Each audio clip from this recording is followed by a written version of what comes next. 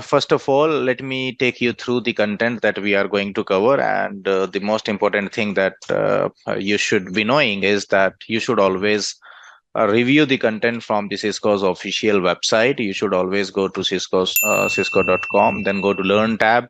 Under certification, you should see everything when it comes to the certification. So go to Learn tab and then go to certifications and then say browse all certifications. Probably you just click there. And then you can see that there are many level of certifications that Cisco offers to their engineers or to those engineers who are working on Cisco's technologies. So they have got like, kind of like enterprise certification into enterprise infrastructure, certification into security, certification into DAVNet design, data center, so and so, including security. For us, it's about enterprise. So when we click enterprise here at right side, you should see like entry level and then professional level, and that's what we are looking for, CCNP. In CCNP, we have got one specific exam for the SD-WAN, and probably that's the one reason that you have joined this training.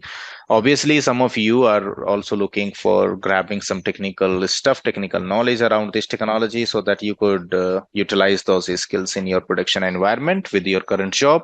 And some of you are looking for the CCIE certification, the expert level certification, because Cisco has also included SD-WAN technology in their expert level certification. So, I mean, that's another reason for you to join this training. Well, let me click on here for CCNP now. So say learn about CCNP, right? Just click there. And then if you see here, there is one tab, exams and training, right? So if you look at the exams and training, if you go down, there is one core exam, right? So it's like common exam.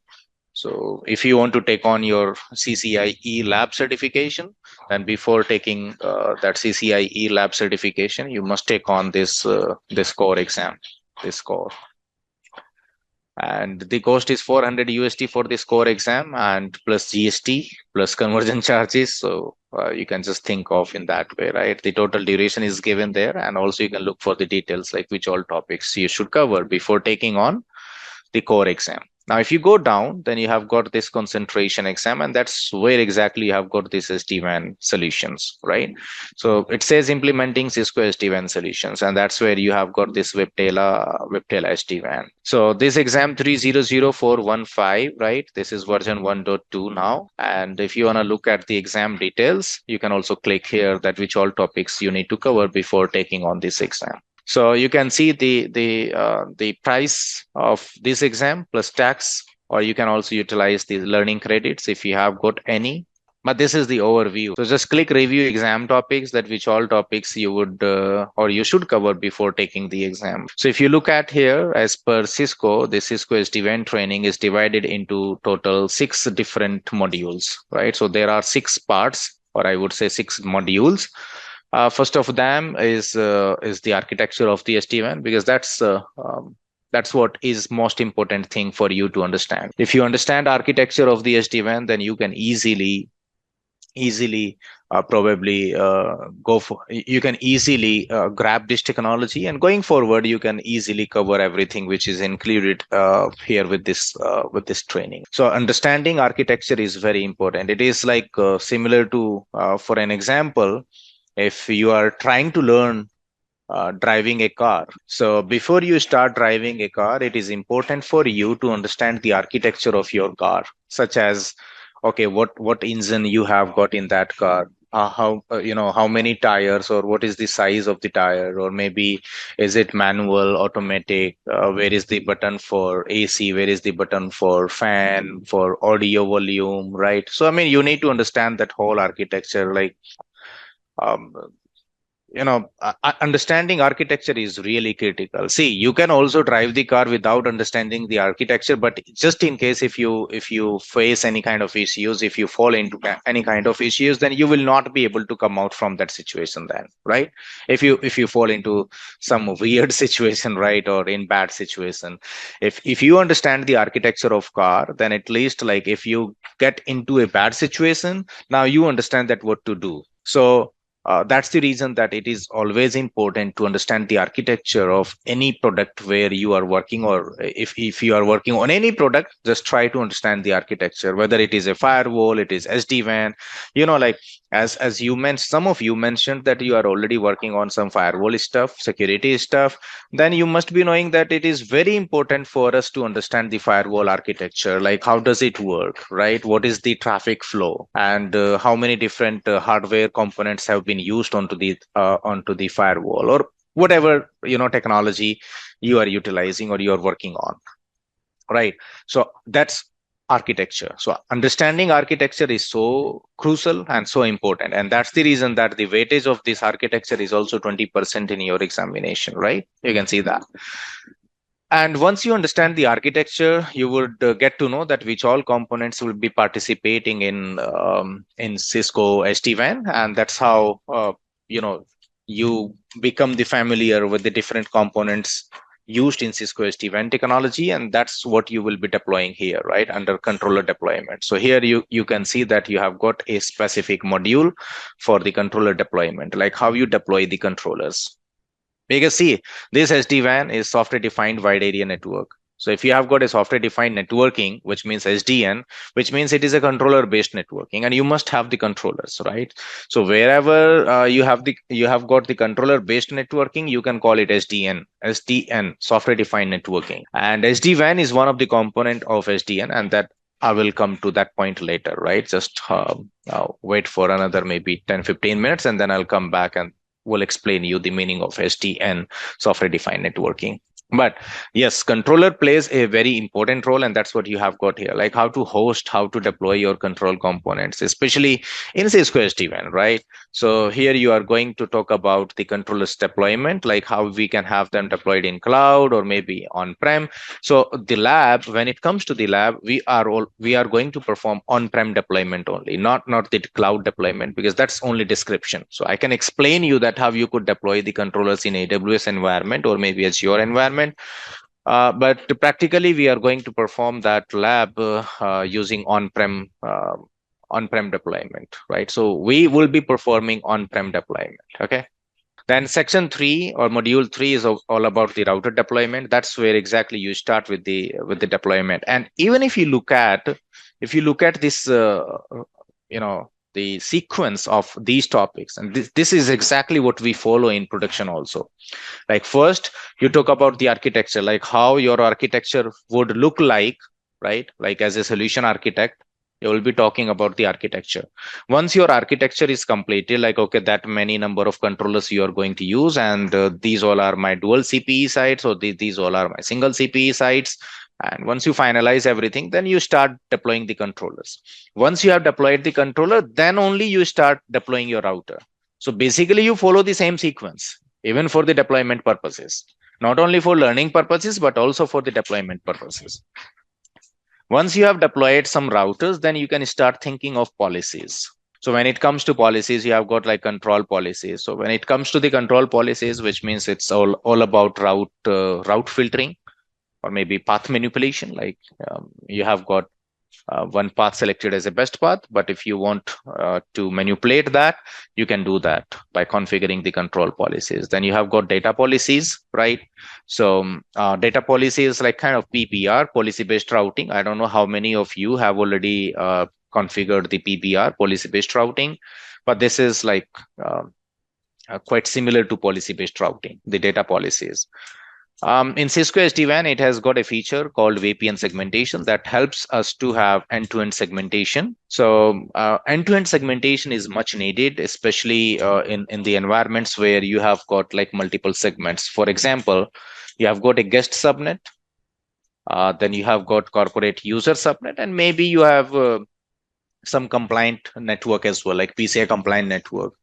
So now you wanted to segment all of them, right? You don't want them to talk to each other, right? You don't want corporate users to talk to the PCI compliant network or to the guest network. And also you don't want your guest network or guest users to talk to your corporate users or maybe PCI compliant network. So having support for end-to-end segmentation was much needed. And yes, Cisco SD-WAN has that feature.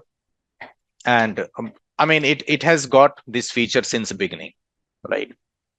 Topologies, like if you want to build hub and spoke full mesh. So as per the default architecture of the Cisco SD-WAN, it creates full mesh topology. So that's the default nature of Cisco SD-WAN. So like for an example, if you have onboarded multiple sites, let's say you onboarded 10 sites, right? So all 10 sites will have full mesh connectivity by default. But obviously you can change that to hub and spoke or partial mesh. It's up to you, but yes, you can modify the topologies, right? And that's so easy using the policies. The SD-WAN, Cisco SD-WAN has also got it has got one more feature called application aware routing. Like so far by now we learned that routing is done at layer 3, right, of the OSI model. Like all routers are responsible to maintain their routing table. This is what we learned, and this is what we have gone through so far, right? We always look at, hey, I mean, like if routing is already in place, whether you implement dynamic routing or static routing. But what was important, the important thing was like to have all of the routes in the routing table of the router. So that was needed. So so this application aware routing is something new, right? And it was not part of the traditional routing. Like traditional routers never performed routing based on the applications. But here in Cisco SD-WAN, because it is a software-defined networking, so they have got the capability of the application aware routing as well. So when I say application aware routing, which means that we can simply have um, like we can have the policies in place. Like for Facebook, for YouTube, we should forward the traffic through this circuit or through that link or this link, right? And for other applications, we want to follow some other link or some other path, right? So you can have application aware routing in place, right? So that's one of the good feature, or I would say interesting feature, that you are going to work on. Because in production environment you would see that you always perform the application aware routing, because that's something which is really critical nowadays, especially in SDN software defined networking, right? I'm not overruling the importance of layer 3 routing, that is still out there. But now slowly application aware routing is taking over to that traditional layer 3 routing. Layer 3 routes are still needed. I'm not saying that those are not needed, but point is that now the importance is given to the application aware routing, because here you can define the route. You can define the routing decisions based on your applications. So regardless what destination IP you have got, you simply define the policies, the routing policies based on the applications. As I gave you a couple of examples, like for YouTube, for Facebook, or for any other application that you are using, you can say that, hey, I want to use this link or that link. So that's application aware routing. Then DIA. So DIA is also one of the interesting feature that we have got in Cisco SD-WAN. This is also known as direct internet access. Like if you have got a branch where you have got some branch users, like traditionally what we do is that we backhaul all the traffic coming from the branches to the data center or to the main site, or I would say headquarters kind of thing, right? You always perform the backhauling.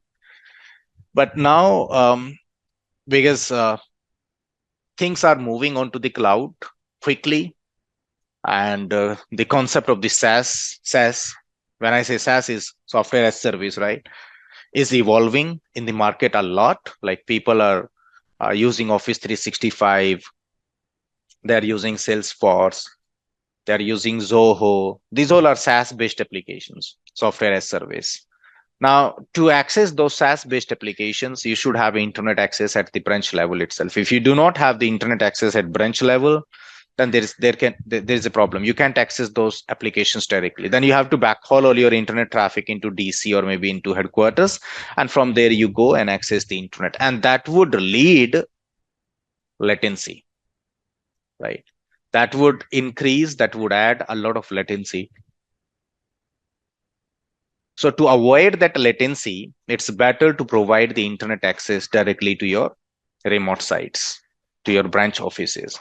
But at the same time, now you could raise one more concern, that if we are providing direct internet access to the branch directly, then who will take the responsibility of the security? Because now internet is moving towards the branch. So branch can go to internet directly. And we are always told that we should not provide the internet access to any user without security.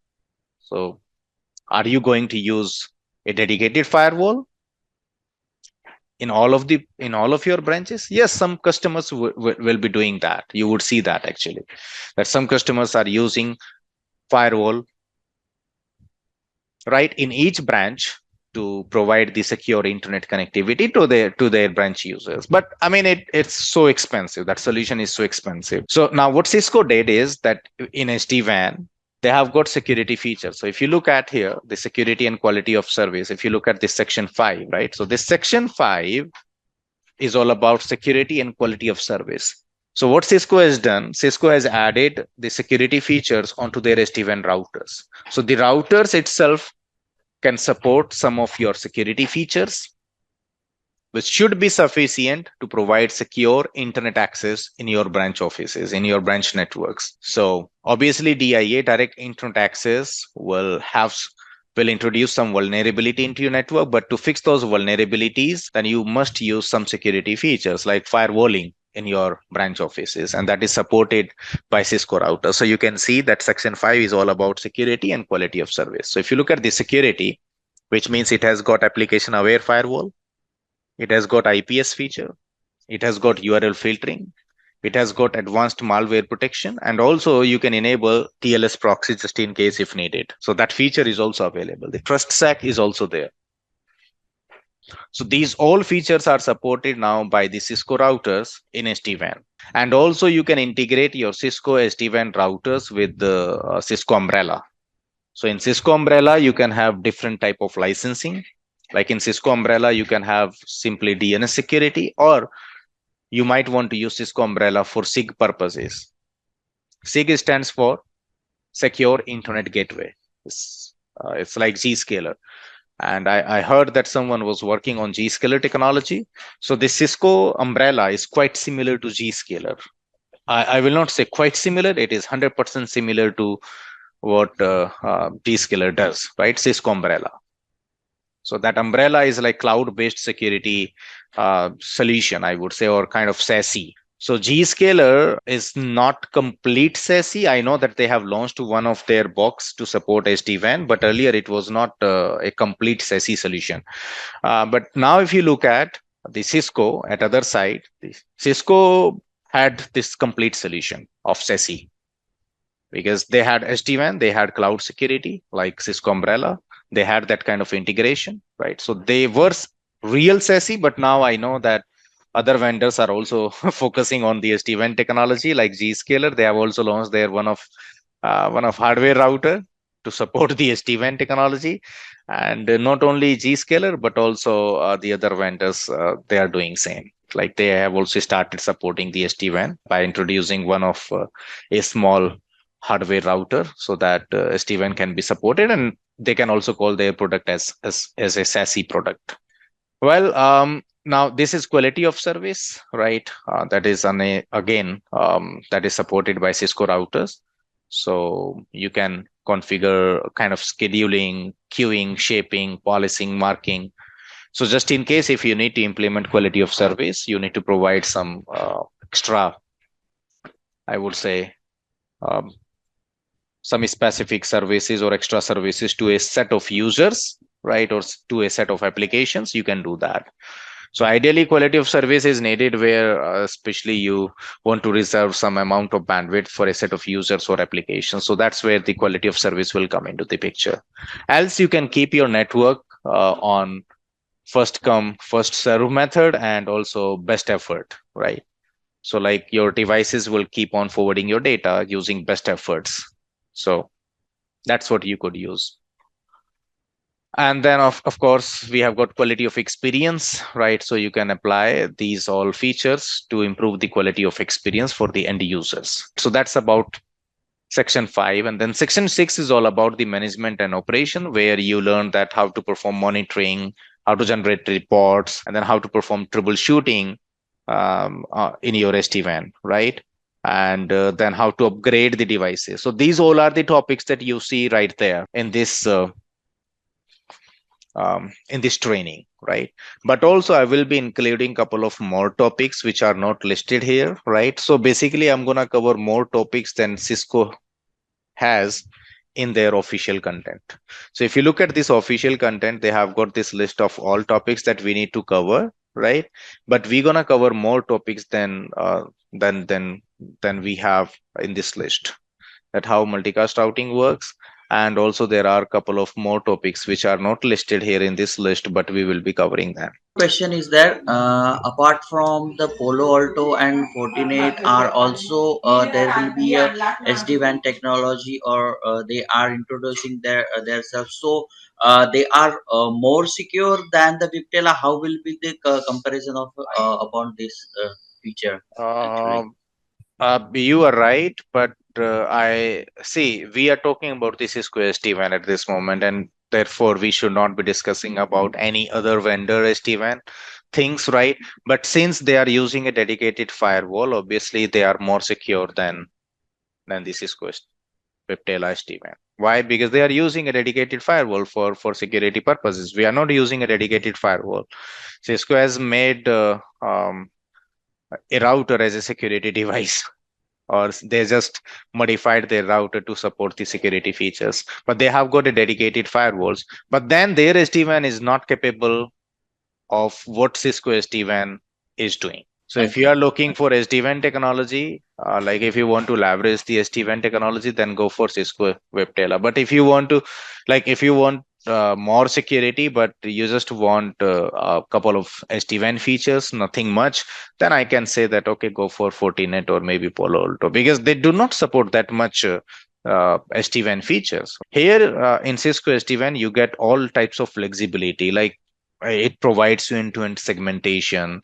It also supports like application aware routing, right? With the you know, you can also monitor the performance statistics for your available paths, and then you can select best one. And then BGP, the traditional routing protocols are also supported like BGP, OSPF, EIGRP. Route redistribution is supported. So like a lot of things are there in Cisco SD-WAN which are not supported by any other SD-WAN provider, especially if you take the example of Palo Alto or maybe Fortinet and so and so. So if you are looking to leverage or utilize SD-WAN features, then go for Cisco Viptela.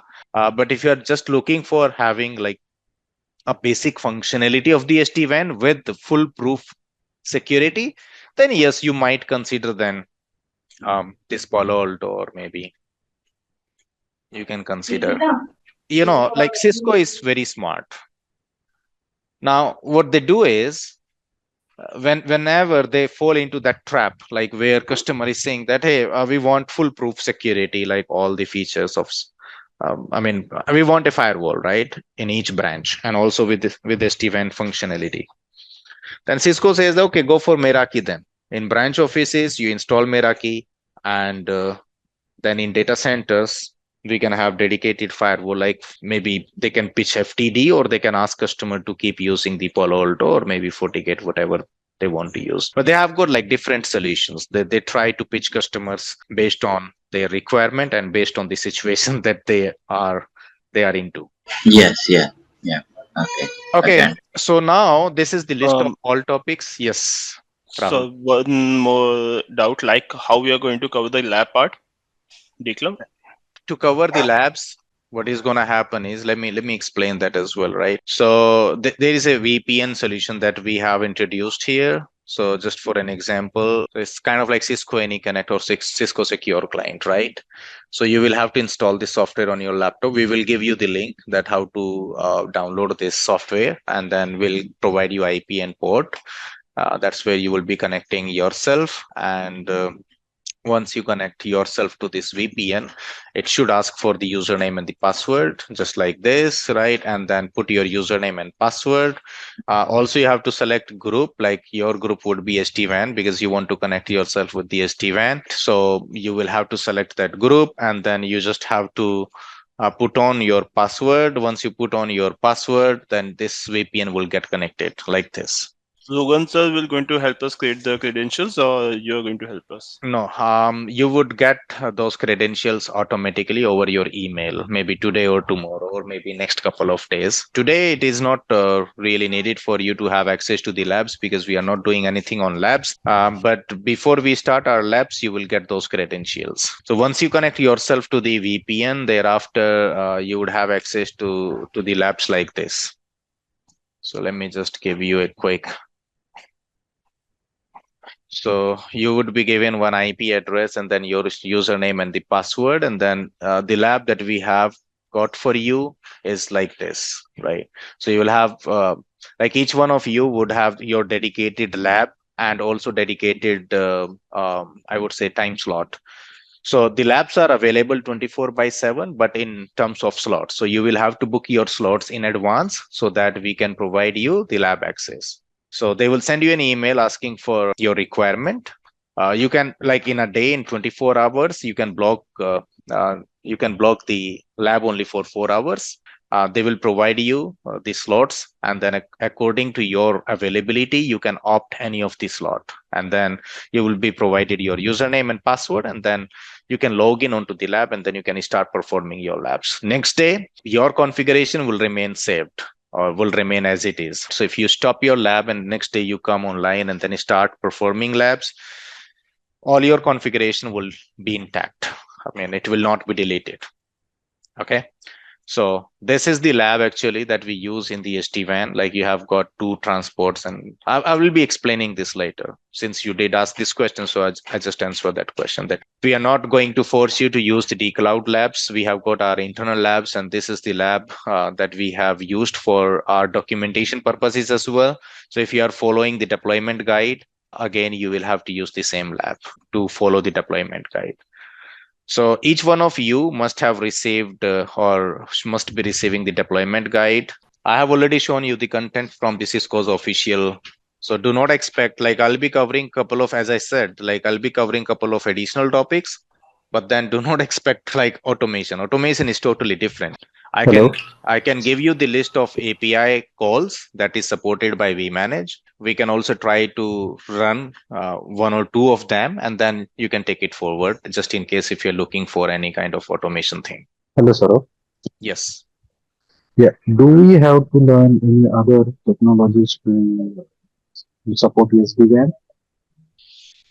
So when you say other technology, I would say your traditional routing must be 100%.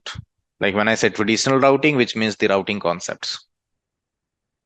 So when I say routing concepts, you should be aware that what is OSPF, how does it work, what is EIGRP, how does it work, what is VRRP, first hop redundancy protocol, right? And what is BGP, how does it work? So you should be aware with that because we will be using those protocols in Cisco SD-WAN technology or during this training, right? So I'll be implementing those protocols in Cisco SD-WAN. So if you are not aware with those protocols like OSPF, BGP, EIGRP, or maybe VRRP, then it will be difficult for you to understand that, right? So yes, I would say that I also have some expectations from you guys, right? Don't think that if you are completely, let's say, unaware with the networking and you are directly learning SD-WAN, then it will be difficult for you. So having knowledge around OSPF, BGP is really important because I will not cover the topics like, okay, what is OSPF? How does it work? What is BGP? How does it work? No, I'm not going to cover those topics. Here in Cisco SD-WAN, you have got a topic where you learn that how to implement OSPF, how to implement BGP. Because when someone goes for SD-WAN training, it is expected that they are aware with the traditional routing. Because what is SD-WAN? It is an enhancement to the traditional routing. So having knowledge around traditional routing is important. And even if you go back to cisco.com website, right? Let me go through that once again. And if you go to learn and then once again certifications, right, browse all certifications. And if I go back to CCNP once again, which is enterprise, CCNP level of certifications like CCNP. And then if you go there under exams and trainings, So you know that first one is NCore, which is a core exam, but then after, first of all, they are talking about the advanced routing and services. That's the very first exam that they cover, because they are very much aware, like Cisco is very much aware that before anyone goes for the SD-WAN, they should cover this one, because the technology covered here in NRC will be utilized here in SD-WAN. So if someone is not really good with this routing stuff, then it will be difficult for them to understand the real purpose of the SD-WAN. And also sometimes I'll be implementing like OSP or BGP, then you will not be able to understand their functions and features. Make sense? Um, yeah, sort of Komal here. Mm-hmm. Just because you opened this page, I wanted to ask some question on this related to this page itself. Actually, I did some of my certification long back, CCNP, CCIP, CCI. Mm-hmm. So I now want to renew those because all of them are expired. So for example, if I write this exam, the one which you have highlighted, Mm-hmm. SD-WAN, uh, will other certificate whichever has expired, I mean, will those will be renewed, No, or I mean just no, the nothing will be renewed now. Once it is uh, expired, it is expired, right? okay, okay, If so you were renewing your certification, then you should have done this before those got expired. expired, yeah, yeah. Yes. So if I certify for this SD-WAN CCNP level certification, then this will be Be shown active. in front. Yes, It this will will be be active. active then. Yes. Okay. And in case if I want to progress for CCI enterprise, then, Mhm. or let's say I want to become at least CCNP at this time, then I should have at least write this exam one The specialty which is core, the core uh-huh, exam, that's one, and then uh-huh, second is one concentration. Then you become CCNB. okay. And nowadays CCNP is eligible for writing CCI lab, right? Um, Or no? so for lab examination, you don't have to write this concentration exam. Only core exam is sufficient for that. Okay, okay. Because earlier days, we used to write CCI written, right? So So now it core is has changed. taken that place now. This Core has core taken that exam place. has taken that place. Yes. Okay, okay. Thank you. Just one more thing I expect, because I am not that trained in the security technologies. So Uh-huh. if at all, because when I was going through your previous trainings, I got to know that there are some portion of this SD-WAN which somewhere here and there, touches the security portions like one liner or two liner. So if you would be kind enough, to explain those things just for 2 4 5 minutes during the training, so that I'll have at least a basic idea, or maybe some people like me, who do not have security background, may have some basic idea that this is what it is, and then we built up on top of that, while learning, while going through the journey of SD-WAN. So that is my expectation, small expectations uh, about some of the security basics, if it is used in the SD-WAN technologies. So for to answer that question, I would suggest to ask questions at that point of time. Like Yeah, yeah. when I touch Uh-huh. base those topics, you Uh-huh. can probably ask your question that can you please explain it in more details or whatever, right? Because I don't know that which topic Yeah, you are familiar with or you are not, right? So you yeah, just yeah. let me know at that point of time. Yeah, at the moment I know that, related to these certificates and things, Mhm. these certificates comes in everything nowadays, everywhere the certificates are, and there are different types of certificate. So those things That's why I don't I cover in yeah, SD-WAN, right? I don't teach anyone that what are the certificates because it is expected nowadays to have the yeah, understanding around the digital certificates. That's one good point that you have brought up now. So I would request each one of you, right? Each one of you, whoever is available on this call, please go through the certificates. And what certificate? Don't I'm not talking about the CCNP certificate. I'm not talking about the exams. I'm talking about the certificate that each and every application is using nowadays. So for an example, if you try to access cisco.com here, right, on your browser, So not only cisco.com, any website, mostly those are secured by TLS or SSL certificate, I would say. Nowadays we call it TLS, transport layer security. So if you look at this lock, earlier it was a lock button, but now it has been updated, and it's like the icon of the lock has got changed now, right? So if you click there, it says that connection is secure here, right? It's locked. And if you click here that why it is secure, it says that certificate is valid. So basically you are using some digital certificates here to have this, to establish the secure connection between your laptop and the application server. So Cisco has got this application, this website hosted somewhere, and that is called application server.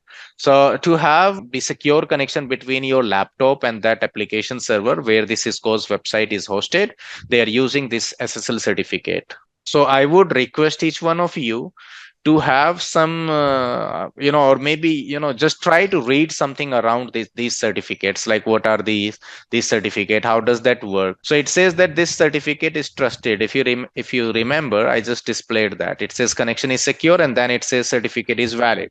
How does it say that this certificate is valid? Why does it say that certificate is valid? And how this certificate is being used between your laptop and the application server hosted at Cisco's end. And this is not something that you are using very first time. See, you are using these certificates everywhere nowadays, every time whenever you are accessing an application.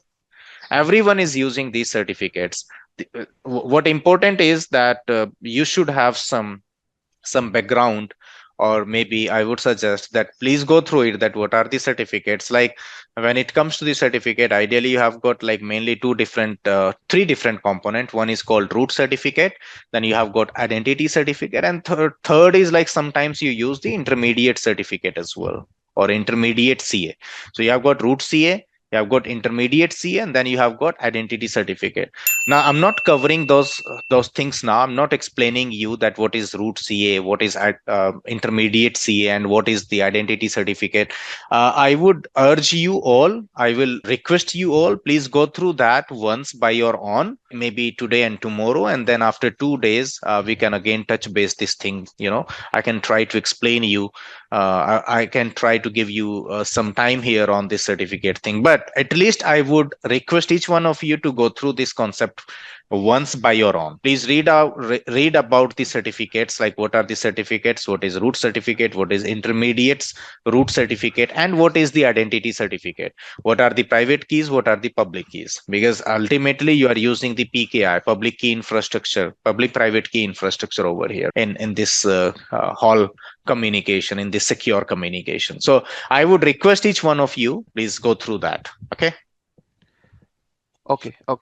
Okay, yeah, we will go through that from some sources, whatever sources, let's say some of your videos or something, and then if you have any specific question, then I don't maybe have we any can. video on the certificate thing. That's one thing. Please Google it. Maybe you can Okay, refer some, I would say Cloudflare documentation, or maybe Microsoft documentation, or Amazon documentation. Please refer those documentation, right? okay, And especially who are already aware with some sort of server-based thing, who has already worked on the servers like Microsoft servers, or maybe Linux server, or Red Hat server. Probably they are already aware what I'm talking about here. And if somebody already worked on proxy servers, like maybe Zscaler, or maybe like some other proxy based solutions, so they must be aware with this certificate thing, right? And we gonna use the certificate, we're gonna leverage the certificate similar way, in similar fashion, only for the authentication purposes over here. We are not going to perform any we are not basically, I would say that to establish the secure connection between the control components, we will be using these certificates. So the purpose is almost same, because that's the purpose, the whole purpose of having the digital certificate. If somebody already worked on load balancers, let's say F5 load balancers, or A10 load balancers, CAMP load balancers, so you must have heard about the certificate, because whenever you got the application which needed to be secured by the TLS, you always had the digital certificates to get them secured, right? So please go through that, follow any documentation for now. Maybe you can watch some random video on YouTube also, search about the SSL connections or TLS connection or certificate thing. Try to understand that concept, and then you can come back to me, and then we can have this discussion once again over this call. All right. Yes. Sorry.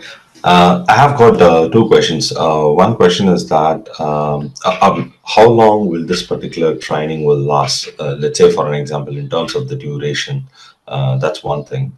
The second thing is in terms of the lab access, how long we will have that.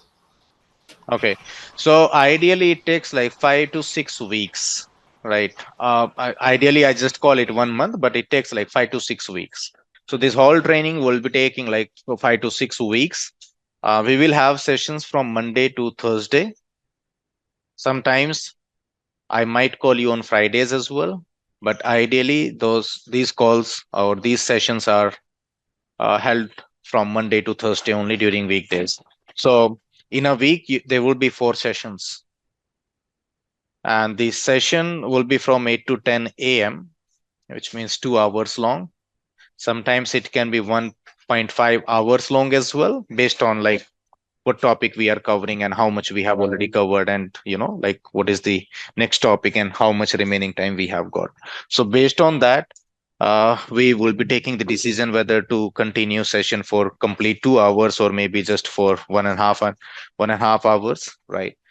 And sometimes probably you would say after 1 hour that, okay, this is sufficient for today, right? Because that depends like how heavy, how much heavy your topic was. So if it was really heavy and then after 1 hour you say that, okay, this is sufficient for today, we can probably take the decision to wind up the session at that point of time as well. But official hours for this training is from 8 a.m. to 10 a.m. Right. So 4 days in a week, from Monday to Thursday, and it will take like 5 to 6 weeks to cover this whole training. So that's the answer for your question number one. What is the question number two now? In terms of The the lab. lab access, Okay. yeah.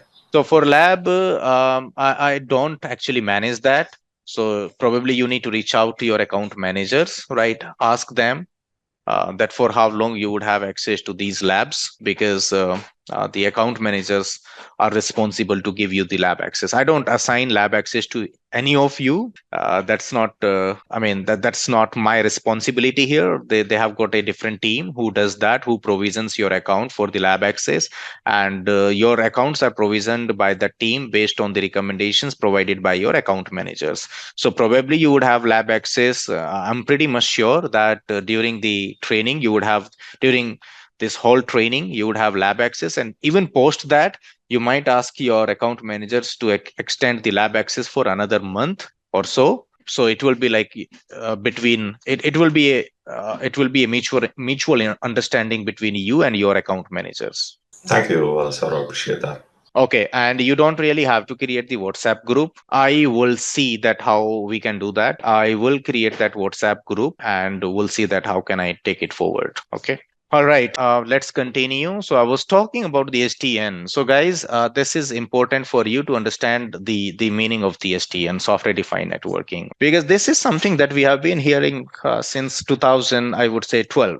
It was year 2012 when I heard about the SDN very first time, software defined networking, and probably that was the year that when some of the vendors introduced SD-WAN, such as CloudGenix was there in 2012 if I'm not wrong, and then Viptela was also there during 2012, and this Velo Cloud was also there, the VMware one. They came up with this SDN thing, software defined networking. Now what is software defined networking?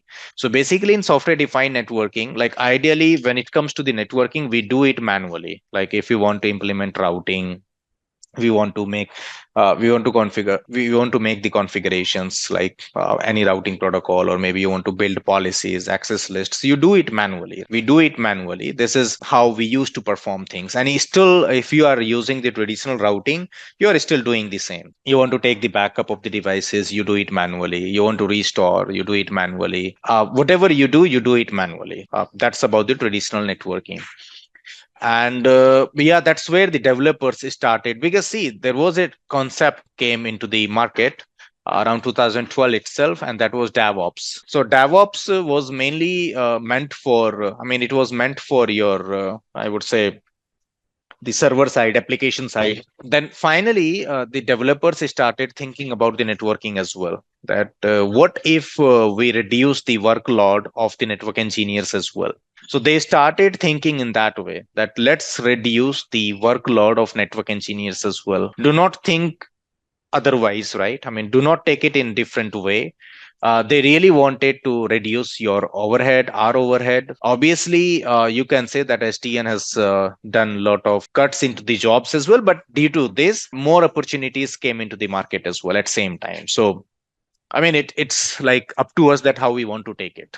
But yes, the intention behind SDN software defined networking was to reduce the overhead of the network engineers. Like the task which can be performed by a software dynamically, I think those tasks should be performed by the software only, not manually. Because manually, like if you do some task manually, it takes really long time. And if you're doing the same task using software, then probably like manually it might take hours and hours, but if you are doing that same task using software, if you are performing same task using software, it might get completed maybe in couple of minutes. So that's the advantage of the SDN software defined networking or software based networking. So you can also call it controller based networking.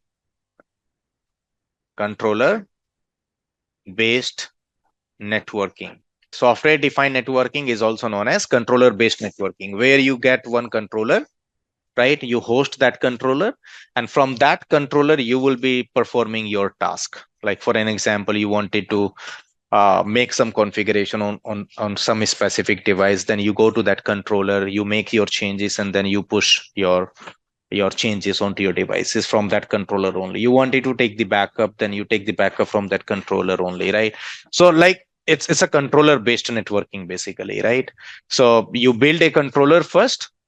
Now you can build that controller by your own. Like people are doing that also, that people like us, we are building the controllers by our own. Like we take one Linux machine and then we install like Ansible or maybe Python, and then we write the codes, we write the applications, and using those applications we are automating things in our network. Like we are taking backups dynamically for multiple devices at same time, or we are pushing the configuration right at same time from that controller. So that is also an example of the controller based networking or software defined networking, SDN. So like you can have a Linux machine and then you can install the applications on that Linux machine that you would be utilizing for the purpose of automation. So it is also an example of the controller based networking. Now, before I move into the controller based networking or the software defined networking, you know why this software defined networking came into the picture. That is also one important stuff that you need to understand, right? What was the requirement of the SDN? What kind of challenges we had in past? Because if you don't understand the challenges that we had with traditional routing, then you would not be able to understand the advantages of the SDN software defined networking. So I mean, as an engineer, for us it is always important to understand that what is the problem. If you understand the problem, then you can easily understand the solution. Let's do one thing now. Let's talk about the traditional networking. So traditionally we used to have DCs, like maybe you had one DC, then also you had DC2, and also you had a backward or a connectivity between the DCs, a direct connection, P2P kind of connection between data centers. Then you had internet connection in each data center from ISP, like in DC1 as well as in DC2. So you would have internet connection in both data centers, maybe from different internet service providers. And also you had MPLS providers, and at least you had like two MPLS providers. Maybe one was Airtel, the other one was Tata. And then you had connectivity in both data centers from your MPLS like this, right? So this is how you had the connectivity from your data center. So your data centers were connected with the MPLS providers as well as with internet service provider. Now, if you had a branch office, let's say you had a branch office one, right? In branches, you had only and only MPLS type of connections. And even today, you can have or you can see these type of infrastructures or this type of connectivity for many customers who have not migrated onto the SD-WAN technology so far, right? Over there, you would see this kind of infrastructure. So you would have like branch office 1, branch office 2, like this, right? And then, of course, branch office 3. And maybe you can have hundreds of branches probably, or maybe thousands of branches. And you would be having this type of connectivity. So based on this connectivity, if you look at here, all the branch users will come to data centers. So some of your applications are hosted in data centers. So to whenever user wants to have access to those applications, those users will be like branch users will be coming to data center via MPLS, and they will have access to those applications. Now, slowly, what happened was that the people started adopting the cloud, especially for SaaS based applications, software as service. So if you want to have now access to the Office 365, what you have to do is to access the Office 365, again, the branch user will be backhauled into data center. From DC, you will be going to internet, and from internet, you will be accessing the Office 365 application, right? So that's how you are accessing your emails, or maybe Teams, or maybe Dropbox, and so applications. And similarly, there are many other SaaS-based applications, software as service-based applications, right? So you were accessing those applications in that way only. The problem with this approach would be now, like there are many problems now. Let's start talking about the problems. First problem that I see here is the latency. Like you are always backhauled into DC, and from DC you are going to data center. You are going to your internet, and then from internet you are accessing the Office 365. So you must have a big pipe. I mean, the data centers are bottleneck at this point of time. Why? Because everyone is connected to data center. Whenever anybody need internet access, they are going to data center. So that's the bottleneck now, right? DC is bottleneck. So just imagine that how much of MPLS bandwidth and internet bandwidth you would require in each of the data center, right? Just imagine about that. And that is not a problem for, basically it is like, okay, this is the requirement, now we should have that much amount of bandwidth. So I'm not really considering that as a problem, but it is a problem somehow, like because it is a bottleneck of your infrastructure. The biggest problem are something different, right? Let's assume that MPLS 1 is your primary circuit. Just imagine, and this is MPLS 2. MPLS 2 is your standby connection or a backup connection. And you know that you are using BGP. Let's assume that you are using BGP between PE and CE. So you know that MPLS is your PE, right? And your DC routers would be acting as CE. Branch router will also be acting as a CE router. So let's assume that you were using BGP, Border Gateway Protocol, right? And using BGP path attributes, you selected your MPLS provider 1 as a primary circuit and MPLS 2 as a secondary circuit by leveraging the BGP path attributes, correct? Now, what if management decided to flip the priority of the MPLS connection? Let's say now MPLS 2 should be primary and MPLS 1 should be your backup connection. So you want to flip your primary and backup connection, MPLS connections. What will you do? Any of you? Can anyone explain me that what will you be doing? Just in case if you have got, let's say 500 sites, 500 branches, for all 500 branches, now you want to make sure that MPLS 2 is primary and MPLS connection 1 is the backup connection. What will you be doing? Yeah, we were doing that AS path prepend for the MPLS 2, MPLS 1, then it will be automated shifted to the traffic to the MPLS 1. Whatever, right? Maybe you are Yeah. utilizing local preference or maybe AS path attribute, but you will be playing around the BGP configuration, correct? Yes, yes. Now, the problem with this solution is that if you are using the BGP path attribute, you might have to go to all 500 remote sites, all 500 branches. Some of them will be single CPE site, some of them will be dual CPE site. So you have to go to all of your branch offices. You have to modify the BGP path attributes, which means that you have to touch all your 500 sites manually.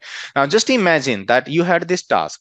So how much time it will take for you to get this task completed? Just imagine. Like if you have got 500 sites and some of them, like maybe 60-70% of the sites were dual CPE and 30% sites were single CPE. So I'm assuming that somewhere around 700 and 800 routers you need to touch to get this task completed. So if you need to touch like 700 or 800 routers manually, you need to modify BGP policy because you have to play around the BGP route map, right? Or BGP policy. So just imagine that how much time it will take and how much efforts you need to put in.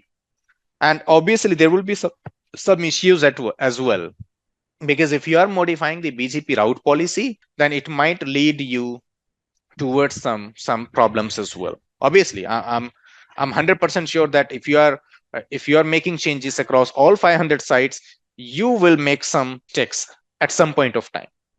Definitely. Whether it happened on just one site, or maybe two sites, or maybe 10 sites out of 500, but it will definitely happen. And you might have experienced that in past also, that whenever you are planning to make some changes across all 500 sites, definitely sometimes you get into the problem, at least on few sites. So just imagine that how hard it will be for you to make the changes across all 500 sites. Now, this is one problem. Second problem, let's say you are using some logging server, logging host. Now, the IP address of the logging host is going to be changed. Why? Because let's say you had one logging server from one vendor. Now you are migrating over to a new vendor. You have purchased logging server application from some other. Maybe earlier you were using it from Kiwi, and now you are moving away from Kiwi, and you have purchased some solution from maybe some other vendor. I don't want to take those names, but yeah, point is like you want to use some other vendor now. Now your syslog server IP has got modified. Now in total, let's say you have got sites, 500 sites once again, or maybe 1000 sites, or maybe more than that. And you need to update now each site router with that updated syslog server. So just imagine how much time it will take now. Now, some of you will say that, okay, I'll use a script. If you're using a script, then it is a controller based networking then. Right? It is a controller based networking. So you will be doing it manually. And forget about syslog. Let's take an example of NTP server. What if your NTP server got changed? Forget about that. I don't know how many of you have fallen into this kind of issues. For an example, your router had some WAN facing ACLs. Like there was an ACL applied on WAN facing interfaces, and someone modified that ACL accidentally. Someone did that, and then you lost access to that router. How do you recover that? Anybody on the call? How do you recover that connectivity then? If you modified that ACL, which was applied on WAN facing interface, and you modified that ACL accidentally, and then you lost the access. Well, we cannot go into the router in band, then probably out of band can be one option. If even out of band is not there, then we might need to send somebody to the site. And that's what you did, right? So you needed hands and eye support then, right? Yeah. You needed some field engineer, because see, if you're like, especially for the remote sites, you don't get any out of band access actually. Right? Out of band access, this terminology is sweet terminology, but it is applicable only for data centers, not for your remote sites, right? Ideally remote sites would not have that kind of out of band access. Sites, but yeah, for the edge sites, yes, it's rare. Right. So I know, and I have seen this scenario, right? I know, and I have experienced this scenario as well, where we needed a field engineer, FE, to visit the site and to help us. And that might take like 24 hours, and sometimes 48 hours, and sometimes even more than that. That's a problem. That is a problem. Now, I'll give you one more example here, right? With the traditional routing. What if, let's say, you needed to onboard a new site? Let's say you are introducing let's say you were working for a bank, and now bank is opening a new branch, right? Or they are setting up a new ATM, right? How do you onboard that new site for a bank or for any type of customer? Maybe you had a customer called Adidas, or maybe Nike. Adidas is planning to open a new showroom, and for you, it is a new site. So how do you, how do you plan to onboard a new site? I'm not talking from a SD-WAN perspective. I'm talking from a traditional routing perspective. Like, how do you plan to onboard a new site then? We need to plan for the IPs for that branch end, and we need to tunnel between the data center and that IPsec tunnel need to create Forget that about one. IPsec tunnel. Let's say you are using the MPLS theme. Let's assume that. So you don't need any IPsec tunnel in that sense, Yeah, right? Because yeah, if yeah. We need to advertise that for the IP. We have planned that the branch end IP. We need to advertise for that MPLS and the data centers.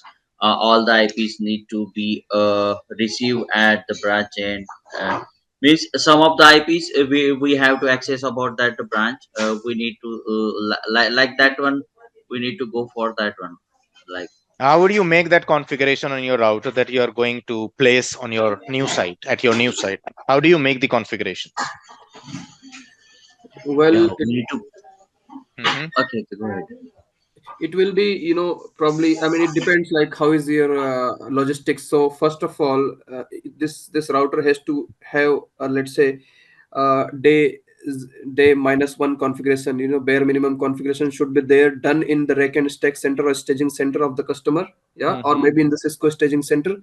From there the router will be shipped, yeah, with Mhm. with the partner of the customer. Sometimes field engineer have warehouses, and then they pick the router from there, and then they go rack and stack to the router. Then you you know if the WAN address is already configured, then probably he will connect the If it MPLS was loop. pre-staged, Yeah, yes, pre-staged, yes. right? So Yeah, point is that you are heavily dependent on that field engineer, isn't? yes, yes, yes. And You are sometimes, heavily dependent on that field engineer. Like, let's say there was no concept of the pre-staging, right?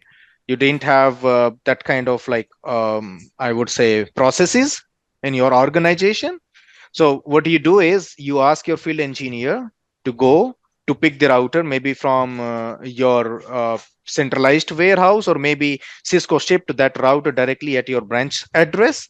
So your field engineer will directly go to branch, and from there he or she will pick up that router, will perform the unboxing, and then will perform rack and stack, and then probably you would provide some of the configuration to that field engineer over an email as an attachment as part of the bare minimum configuration. And that field engineer would be responsible to take the console access of that router and will make the configuration. And that's how you get the access to that router from the centralized location or from the head office, wherever your engineers are sitting, right? And if the access was not given, then probably you would also ask your field engineer to share the screen, and then you will take the control of the screen, and then you do the troubleshooting, you make the configuration, whatever. I mean, it is a lot to do then, right? It's complicated, it's not that easy.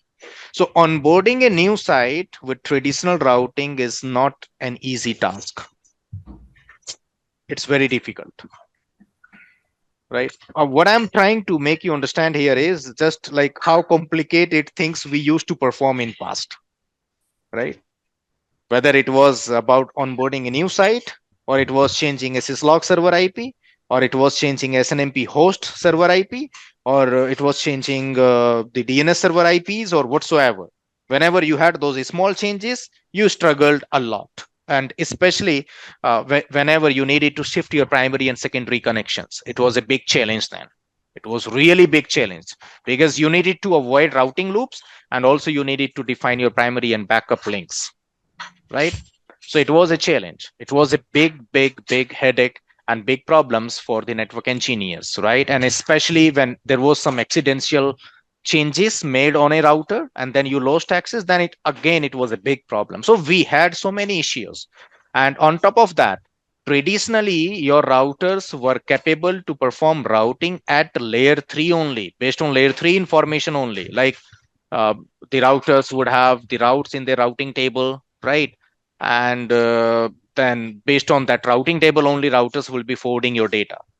They never had like traditionally routers never had the capability of doing routing at application layer of the OSI model. So that was the big problem then. Any questions, concerns so far? I mean, I'm just trying to explain you the problems, right, with the traditional networking. And then obviously the SDN came into the picture. Now SDN came into the picture. Within SDN, when it comes to Cisco, there are three different solutions out there in the market. One of them is SD-WAN.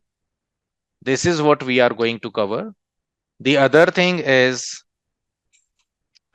SDA, software defined access, right? And the other one is Cisco ACI. So these three different solutions falls under SDN, software defined networking, when it comes to Cisco. So Cisco is offering these three different SDN based solutions to their customers. In future, there will be many more, Now, Cisco is also working aggressively on AI, artificial intelligence, and going forward, you would see that Cisco is introducing new solutions based on AI, artificial intelligence. And Cisco has already worked, I mean, they have already started working on the AI based solutions, right?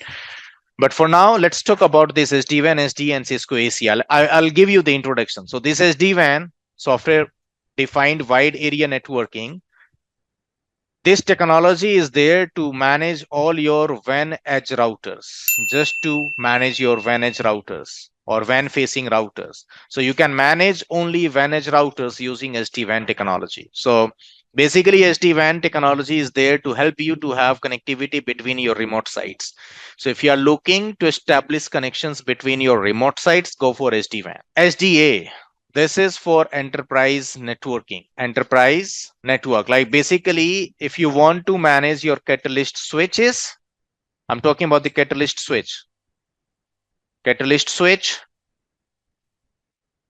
your WLC, your APs, right? So basically, this is lane automation. So if you want to automate your local area network where you are using Catalyst switches, WLCs, APs, then go for SDS, software defined access. And there is a specific controller that you use called DNAC, DNA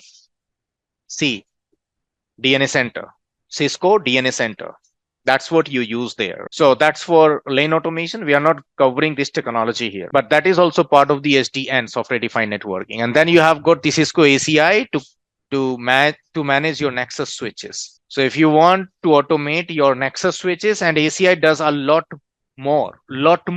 It has got so many things to do, because it's not about Nexus switches only. You have got storage, you have got Nexus switch, and then like you can build a private cloud using Cisco ACI. You can build a complete private cloud. Now I'm not moving into that, but point is that the Cisco ACI is for the Nexus switches. Like at high level, I'll make that statement. So I'm not covering Cisco ACI. I'm not covering SDA. All we are going to cover during this training is just this SD-WAN. And you are going to manage only and only manage routers using SD-WAN.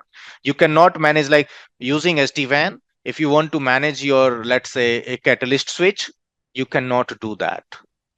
You can't do this. You want to manage your, let's say, you want to manage your switches, you can't. You want to manage your firewalls, you cannot using SD-WAN. So that's that. Okay. So only WAN edge routers will be managed using SD-WAN technology. Only WAN edge routers. And I believe that all of you can understand the terminology WAN edge router.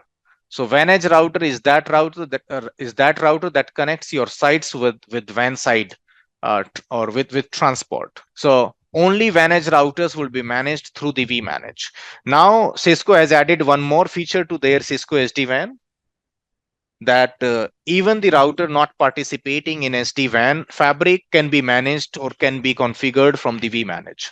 Now they have added that feature as well, but earlier it was not there. So using SD-WAN, you will be managing all your WAN facing routers or WAN edge routers. So whether you call them WAN facing router or you call them as a WAN edge router, it's the same thing. I would like to show you something now from the Cisco software standpoint as well. Okay, so let's do one thing, that let's go to software.cisco.com and then access downloads, and that's where you can search for the latest operating system versions for your SD-WAN.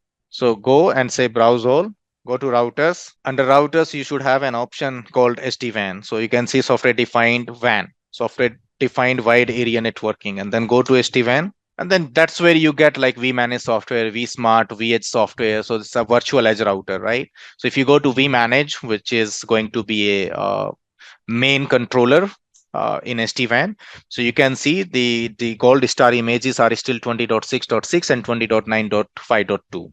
These are the gold star images, which means these are the recommended images by Cisco. However, if you look at the latest version, so then it is 20.14. Look at this. This is the latest version, 20. But the recommended gold star image is still 20.6 and 20.9. So we have got 20.6, we have got 20.9 in our labs. Like me, I'm still using 20.6. Now let me tell you one more thing, that Cisco has also renamed the SD-WAN components. Like earlier, we used to call vManage, but now vManage is been renamed with Catalyst SD-WAN Manager. So now Cisco SD-WAN has been renamed as Catalyst SD-WAN from starting version 20.13. Like until 20.12, it was the vManage only.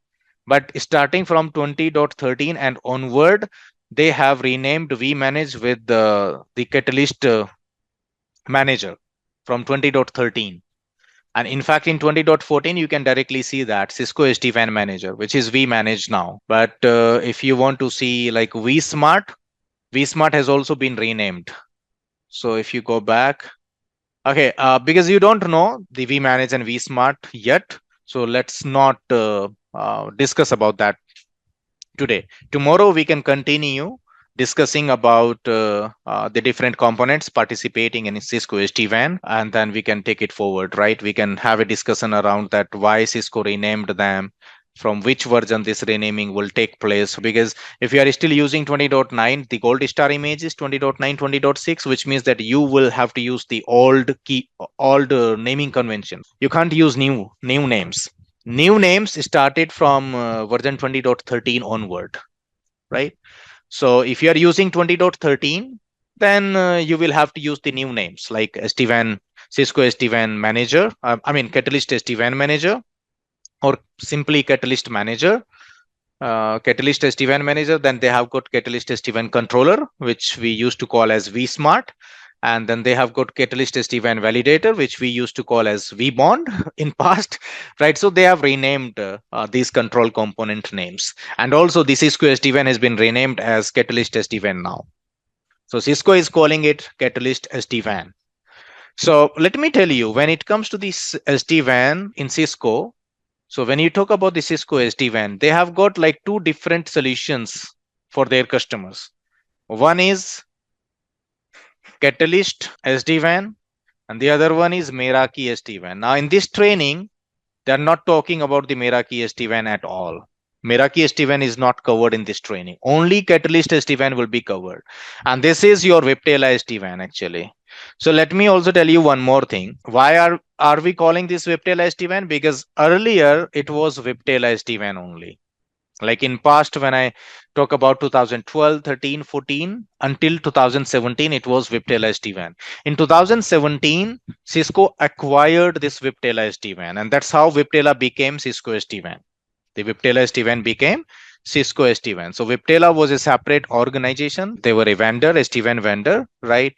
And I would call them the manufacturer because they were doing the manufacturing for their routers. And so Viptela was a separate organization until 2017 when Cisco acquired the Viptela, and Viptela became Cisco SD-WAN. The Viptela SD-WAN became Cisco SD-WAN. So this acquisition happened in late in 2017. So it's a long story now, right? I mean, just imagine 2017 is like 7 years back from now when this acquisition happened. So earlier it was Viptela SD-WAN, now it is Cisco SD-WAN, and even Cisco SD-WAN now has been renamed as Catalyst SD-WAN. So Cisco has also renamed it one more time, but that code is started from version 20.13 onward. So if you have the operating system version 20.13 or maybe onward like 20.14, then you would see these updated names like Catalyst SD-WAN Manager, Catalyst SD-WAN Controller, Catalyst SD-WAN Validator, like that,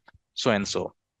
So I will explain that once again to all of you, that what are the previous names and what are the new names, right?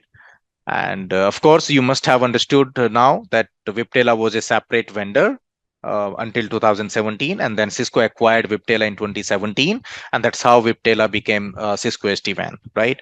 And Meraki is still there, right? So if somebody wants to purchase Meraki SD-WAN, like it is SD-WAN for like Cisco says that this is for poor customers. So when I say poor customer, which means it's not like they are really poor, but the meaning of the poor customer is like they don't want to spend much money on their IT infra, right? They need some SD-WAN solution with the low investment, right? So then Meraki can be pitched, right? So Meraki, it's kind of like a complete ecosystem that Meraki has developed. So Meraki has got firewall, Meraki has got switches, Meraki has got access points, Meraki has got cameras. So it's a complete ecosystem. Like you can have your cameras from Meraki, access point, switch, firewall, right? And everything is controlled by the Meraki controller, which is hosted in cloud. So it's a cloud, like in Meraki, you have got a cloud-based controller. Now, if there is a customer, right, who does not want to use cloud for hosting the Meraki controller, then you cannot offer Meraki to them.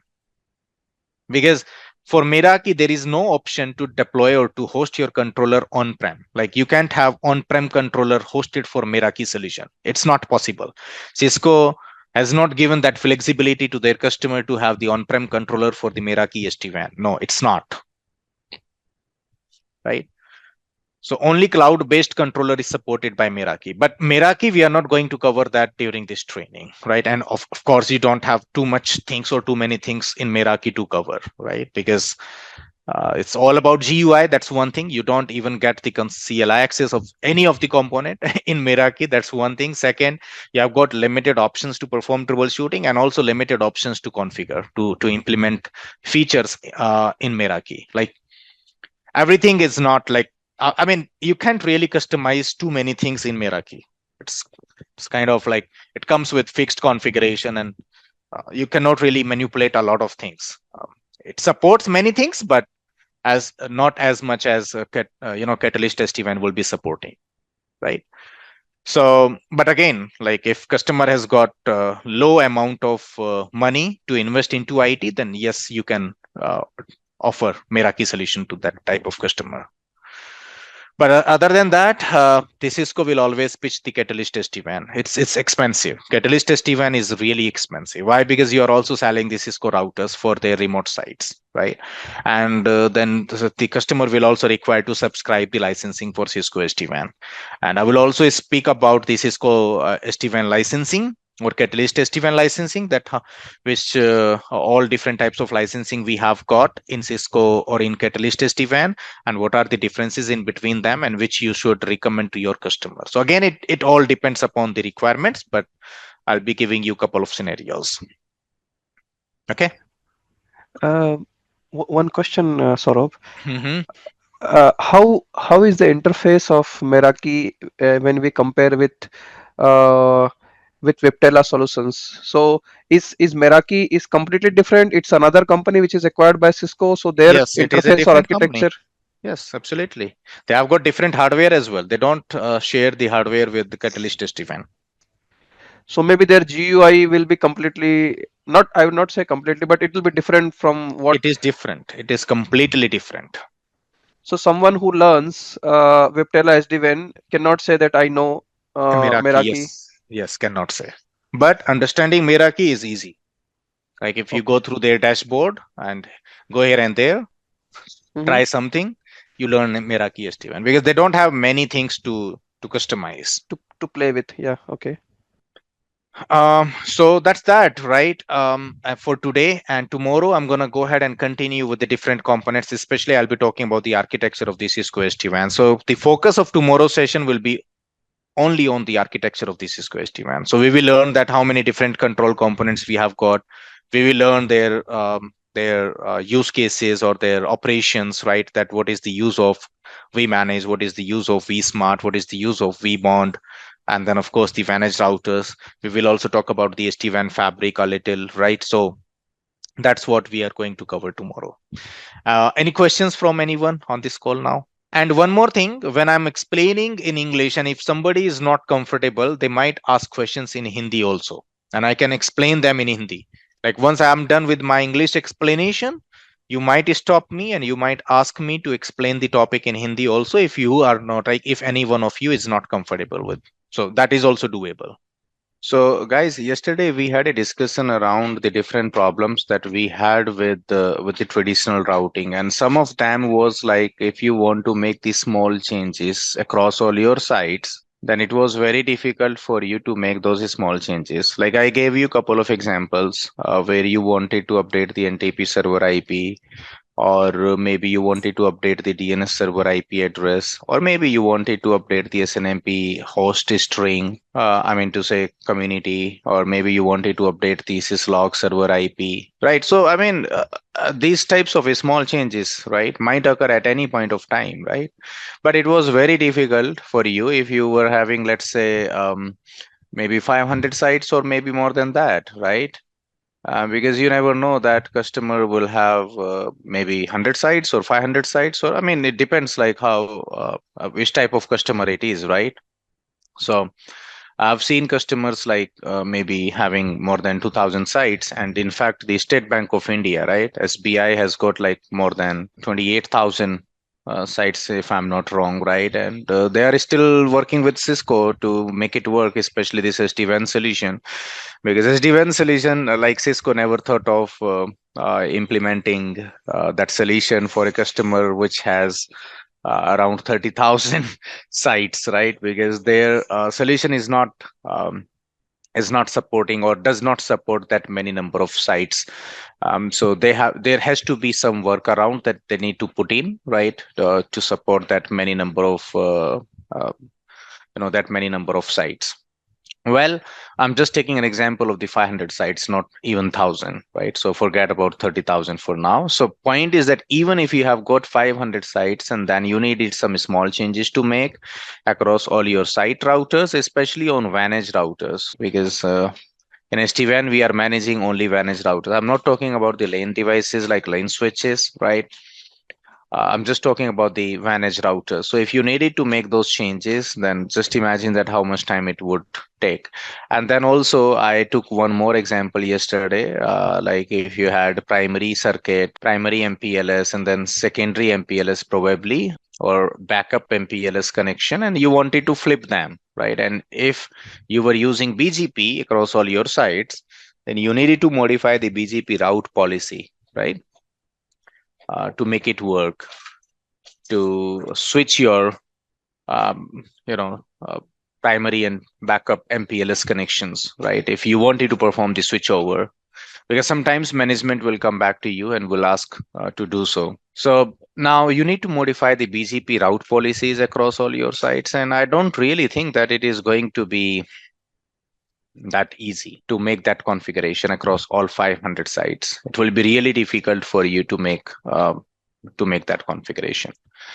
Then also I spoke about the accidental changes. So when it comes to the accidental changes, like for an example, if you had a WAN facing interface ACL, right? So if you had an ACL on WAN facing interface, right? And then somehow, like accidentally, you changed that ACL and then you lost access to that device. I mean, sometimes it happens. And traditionally, if that happens, then again, you are in trouble. You are in trouble because you would need probably someone to reboot your router if you didn't save your changes. And if you were able to save your changes, and then again, it will be a big problem because you will not be able to fix that problem without taking help from someone like field engineer, right? So you will have to ask one of your field engineer to go to that site and to take the console access of the device and then to share a screen with you, or maybe you will ask that field engineer to update that ACL or whatever you wanted. I mean, whichever type of changes you wanted to make, you will have to ask your FE to help you out, right? In that case, I mean, it was a big challenge, right? Then, if you are onboarding new sites, it was also a big challenge with traditional approach. Because as I told you before, if let's say Cisco has shipped a router directly at your site, then you would need someone like field engineer to go and to perform rack and stack. After doing rack and stack, then you do like all the required cabling, like that field engineer will be doing that, will be taking the console access of the device, and probably you would send over the config file, right, over an email as an attachment. Or you might want your field engineer to share the screen with yourself, right? And then you do all the configuration so that, in future you can have remote access to those routers. But initially, like, it will be a challenge, right? So onboarding new sites was a challenge traditionally. Apart from that, there are many other challenges as well that we can speak about, right? There are many challenges, but I don't want to, put now so much of my time just to talk about the challenges, right? Now let's talk about the solution of all these problems, right? So when we talk about the solution, then the only solution that we have is SDN, right? Software defined networking, also known as controller based networking. And in my opinion, all of you must have heard about this software defined networking in past also, or maybe controller based networking, where you get a centralized controller, right? And from that controller, you perform your operations, right? Whether you are making changes onto devices, or maybe you are performing troubleshooting, right? Or you are doing monitoring, you can perform that from this centralized controller, right?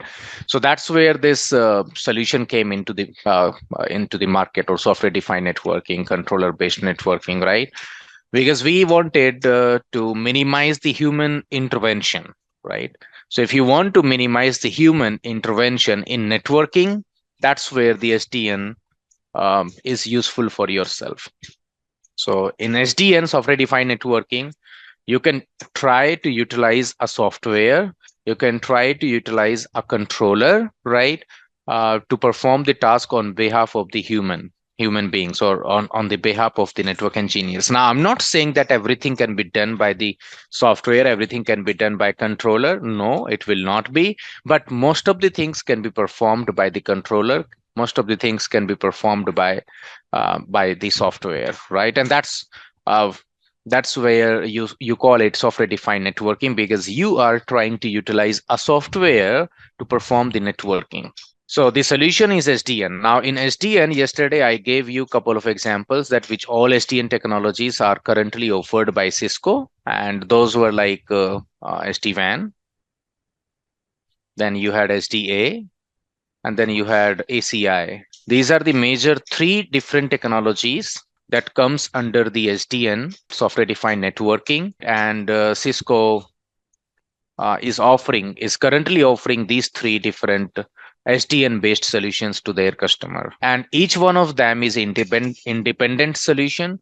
Like if you talk about the SD-WAN, this is for WAN side, or to manage your WAN edge routers, whereas the SDA is for lane automation, which means you can utilize it for the purpose of managing Catalyst switches.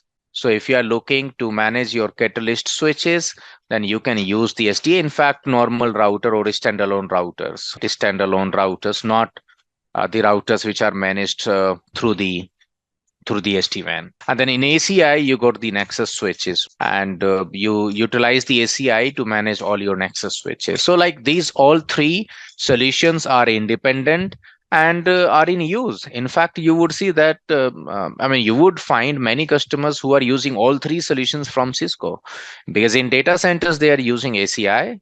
In their enterprise networks, they are using like SDA for their Catalyst switches, right, to manage their Catalyst switches across all branches.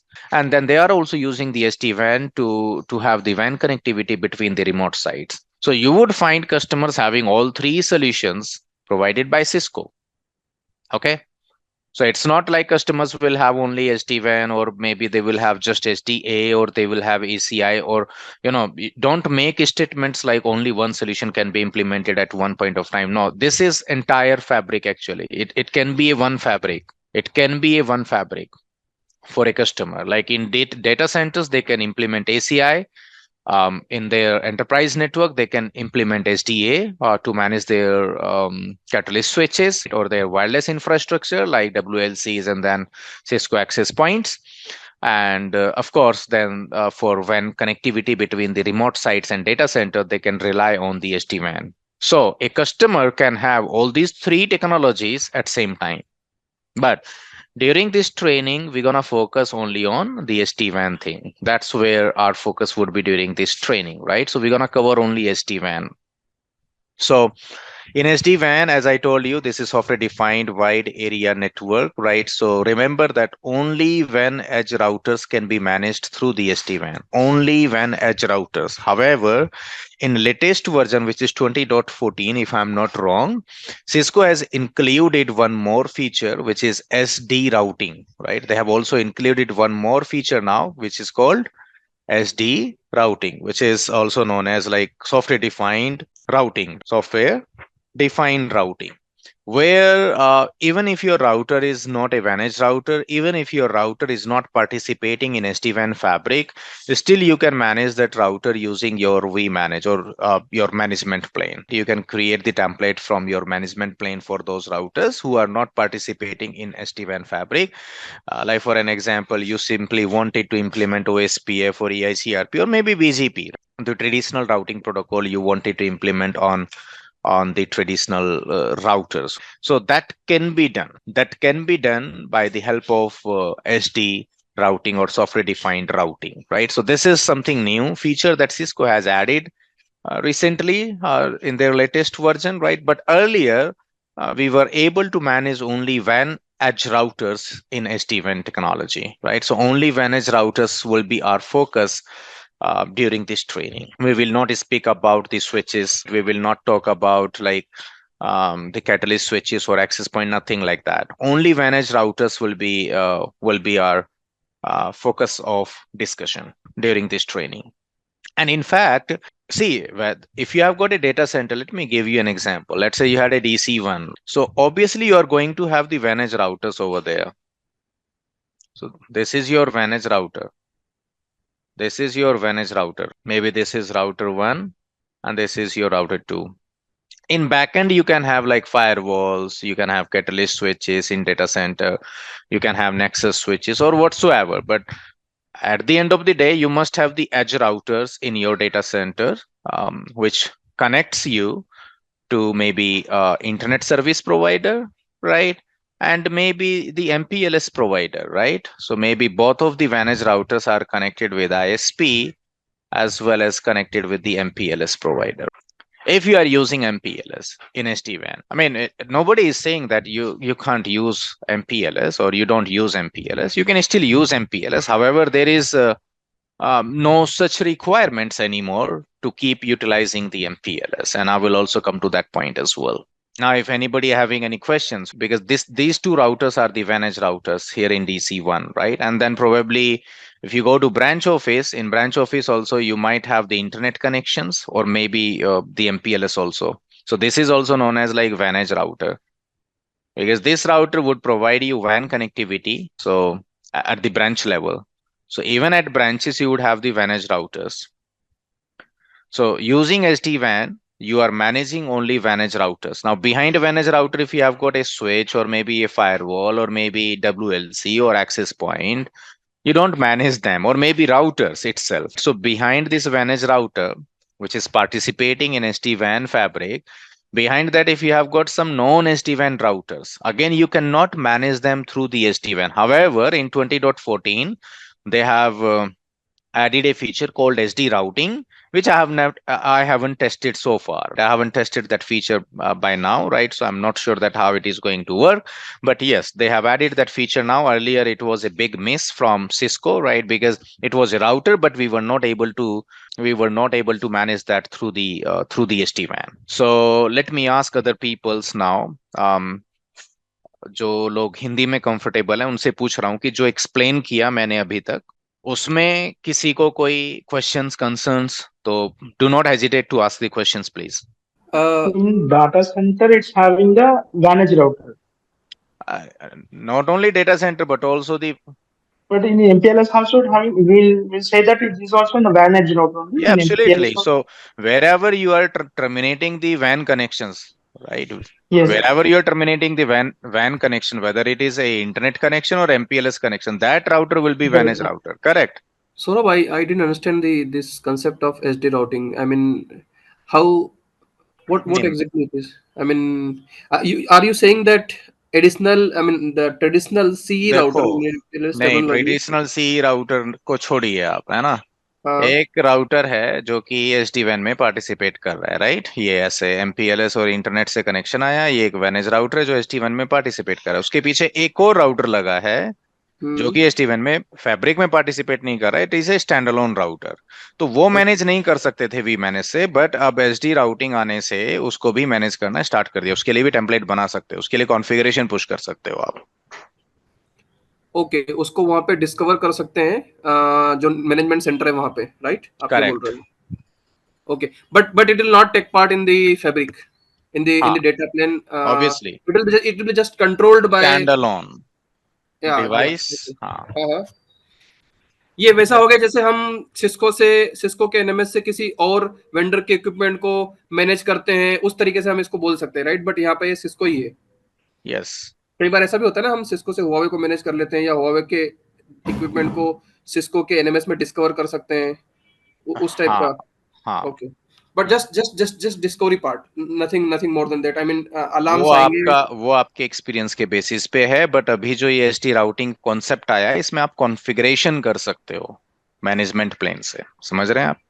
अच्छा, ये तो फिर बड़ा है। Okay okay, हाँ। It is bigger. Okay hmm. Okay, it has more features then. It has more features, yes. Okay, So in that case, who is going to control the standalone router? Is it by SDN controller or is it Yes, SDN individual? controller, of course, the same controller. Okay. हाँ, but या again, इसके let भी me यहाँ tell you पे one मैं thing. और Let me tell you one more thing here. I have not tested this solution or this feature yet. It is a newly introduced feature, right? So let's not focus on that one. बोलिए। नहीं, सिर्फ एक ही question, theoretical question उसी पे पूछना चाहता हूँ। ये क्या एसजीटी भी लेके जाएगा अपने पैकेट के साथ में वो राउटर तक, जो स्टैंड बिल्कुल, अलोन राउटर की आप बात कर रहे हो? SGT सपोर्ट करेगा। Yes, of course. फिर तो एसडीए का मतलब ही नहीं रहेगा फिर तो क्यों फील्ड नहीं में। रहेगा? जो जो बिल्कुल जो एसडीए में हम लोग करते हैं, जो स्विच को ब्रांच एंड आप राउटर। राउटर से रिप्लेस नहीं कर सकते ना। स्विच की कॉन्फ़िगरेशन तो अभी भी नहीं कर सकते आप वी मैनेज से। उसके लिए तो चाहिए DNS सेंटर। आप स्विच Yes. को तो मैनेज ही नहीं कर सकते ना, तो राउटर से स्विच को रिप्लेस कैसे करेंगे आप? हाँ, वो है। विलैन वगैरह वो सब So, करना पड़ेगा। Sir Ravi here. जी, बोलिए। So for this SD-WAN concept, right? So WAN edge router, so router cannot be replaced by any other L3 device. For example, if we have firewall at the perimeter, right? Hmm. We cannot implement this SD-WAN. It has to have the SD-WAN router in. So point is that if you have a firewall, let's say in the branch, right? Let's say you had internet connection, then firewall, or maybe that internet and MPLS both are terminating on firewall, and behind firewall, then you can place this router. The only thing that you need or you require is that this router should be able to communicate with your controllers, maybe hosted in cloud or maybe on-prem. Okay. But then remember that this firewall is something that will not be seeing a lot of traffic, because mostly traffic will come through the tunnels, and then that traffic will not be visible for this firewall because traffic is encrypted then. Although I know that nowadays firewalls have got that ETA kind of feature, right, where the firewalls can also uh, you know I would say firewalls can also discover the encrypted traffic, or maybe I would say, in other words, it can read the encrypted traffic. Like at least Cisco FTD has got that feature. I mean, obviously Palo Alto is also having kind of similar features, but that's what it is. So even what you can do, let me tell you one more thing here. Let's say you had a known SD-WAN router first, and then behind a known SD-WAN router, then you placed a SD-WAN router. But that does not make any sense. Vantage router is vantage router. You should place it at appropriate place. Correct? Right. That's correct. So I'm just trying to understand, in case we have SDA and SD-WAN both, right? So we have a border router. So that border router is now connecting to say a provider edge. So we have to have the border router, which is kind of like Border router is kind of replaced by SD-WAN router, actually, vantage router. Your border router that you are talking about, the SDA thing, right? Software defined access. In SDA, whenever you talk about a border route, the border router is your SD-WAN device. I mean, not border router. I would really, because in border is a border switch in SD actually. It's a border switch. Control and border, that's what we define there, right? On the switches in SDA. There is a terminology that we use in SDA for a router that connects to the external networks. There is a terminology. I'm just missing that terminology. So that router will be replaced by this SD-WAN router. So let me draw that diagram, although it's not part of or scope. It's not in scope of the SD-WAN, but let me tell you in this way. Let's say there is a branch. I'm just taking an example of the branch in conjunction with SD-WAN and SDA. Okay. So if there is a branch, let's say you had one connection coming from ISP, the other connection is coming from, let's say, MPLS. And then you have got like maybe two WAN edge routers. So you have got WAN edge 1, and then probably you have got WAN edge 2. So MPLS is terminating on WAN edge 2, internet is terminating on WAN edge 1, and then later you configure like TLOC extension. Now nobody understands this TLOC extension, but this TLOC extension is a feature of SD-WAN to provide you the high availability. Now let's say behind these both routers, now you have got your switches. Like switch 1, then switch 2, and this type of connectivity you have got here. And maybe then you have got like access switches, switch 3, then you have got switch 4, like this. So now these switches like switch 1, 2, 3, 4 will be managed by SDA, or that's where you will be running the SDA. And these routers will be participating in SD-WAN. So nowhere or anywhere, that's what we call, right? So we have that concept in SDA, which exchange the routes between the SDA and non-SDA sites, or maybe, from one branch to other branch or data center. Yeah, absolutely. I mean, this is how the traffic is or routes will get exchanged, right? So this border switch will have connectivity. I mean, if you are running, let's say VRF, multiple VRF, one is for corp, one is for, let's say, guest. Similarly, you have to create those VRF on these WAN edge routers. Correct. So that they can have maybe BGP peering over there. And using BGP, they can exchange routes between each other, or maybe you want to rely on the static routing. So it's up to you that how you want. But now to understand this, you must understand the SDA along with SD-WAN. If someone understands the SD-WAN only, and someone understands only SDA, then it will be little difficult to work in this kind of environment where you have got both. So the similar edge router can act as SD-WAN and SDA. Is that the correct statement or no? No.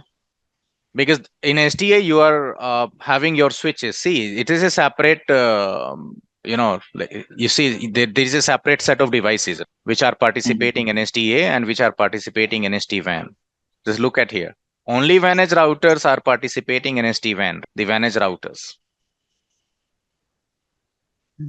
So I think we are missing here the border router, which so we have a control plane and then the edge switches and then the border router.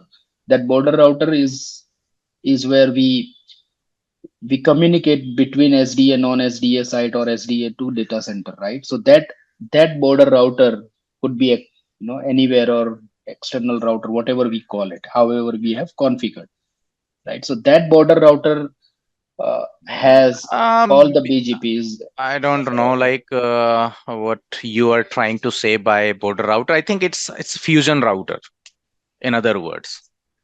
So this WAN edge router is fusion router. This is working as a fusion router over here.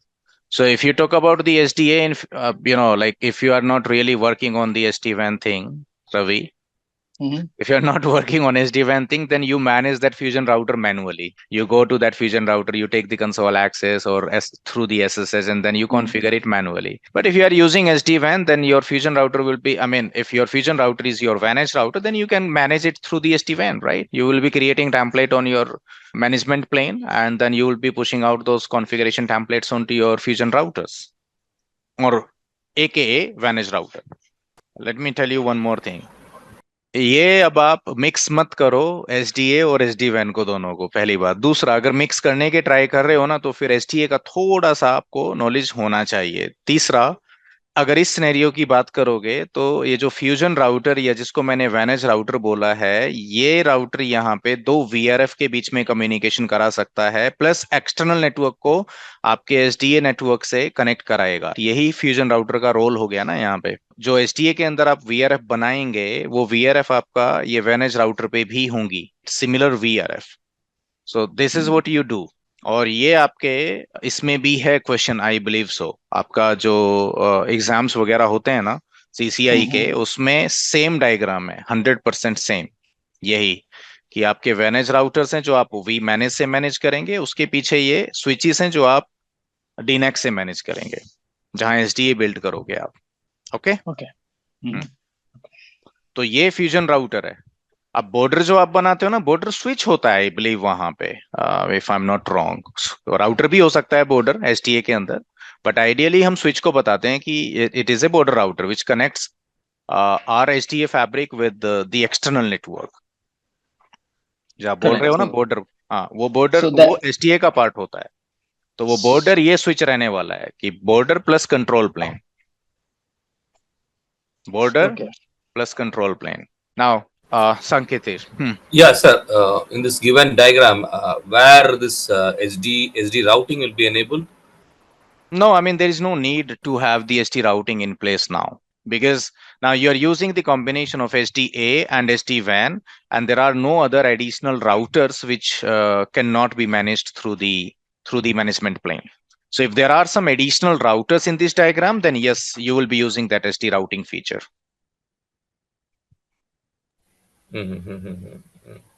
Okay, I got the simple terms, but what is the use case for SD routing in such scenarios? Like, do we need really a router behind a router behind the SD vantage? I mean, practically, do you need a router behind a vantage?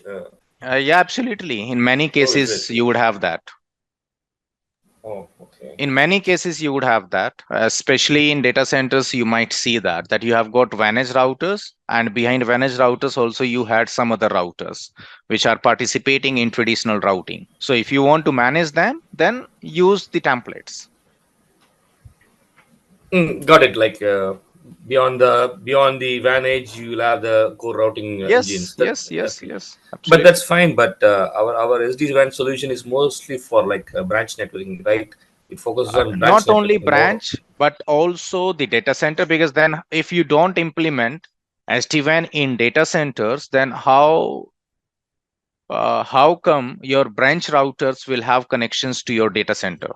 Even in DC, your vantage routers should be SD-WAN managed vantage router. Then only they can, DC routers can participate in SD-WAN fabric, isn't? Yeah. So you have to have all your vantage routers replaced, like existing traditional vantage routers replaced by Cisco SD-WAN capable routers. Sir, in this context, I want to ask one thing. Like, if my data center has 4 sites and we have only migrated 2 in SD-WAN and 2 is currently working in traditional network, so will they both going to communicate with each other? And how I'm going to manage the other 2 sites? Now it is a question related to the migration planning, right? It's not a technical question, right? The question that you are asking me is around the migration planning, that how should we migrate, how things are going to work, so and so. Okay, it's not a technical question. But let me answer this question, since I said that, okay, you are free to ask any questions, but I'll be giving you this freedom for next couple of days, and then after I'll say wait for this topic to get completed. Okay. So for this migration that you are talking about, let's say you had a DC1 and then you had a DC2, and I'm talking about the traditional routing first. Okay. So for an example, you got the ISP connection in both DCs, and then you also had like MPLS connections. Maybe you had multiple MPLS providers, maybe like this, MPLS1, MPLS2. Then you had a branch office, branch 1, where you had both MPLS connections. Then you had branch 2, you had MPLS connection in branch 2, branch 3. Now this is all traditional network. If any branch user needs to have the internet access, they will have to backhaul their traffic, their data into the data center through the MPLS. And from DC, you will be accessing the internet. Now it is up to you that which DC is your primary DC, right? And which one is DRDC. So ideally, you would not prefer to have access to the internet via DRDC. You would always go through the primary, and that is something that you achieve by playing with the BGP attributes and so on. So like you will be advertising a default route into MPLS domain from DC1 and DC2 both, but you will be getting that advertised with different BGP path attributes, so that for branch routers, the primary is always DC1. Okay. Now, if you, let's say, now you need to migrate over to the SD-WAN technology now, right? SD-WAN. Correct. So if you're looking for SD-WAN migration, then what you have to do is in data center, you have to have a different router now, which should be a SD-WAN capable. You cannot use the same existing router for this SD-WAN migration. You can't do that, because if you do so, then your existing or your remote sites would lose connectivity to your primary data center.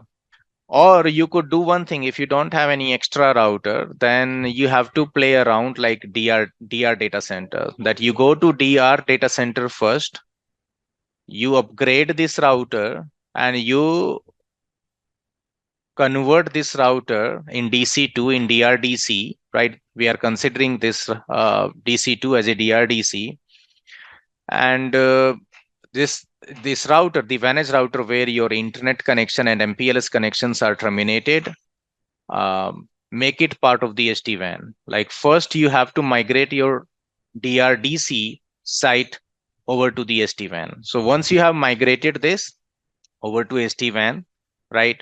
And once you confirm that in DRDC, the router, the managed router has got all the required connections up and running with the controllers, then after you can go to your branch router. Like you can start with branch 1. You can start with branch 1 or maybe branch 2 or maybe branch 3.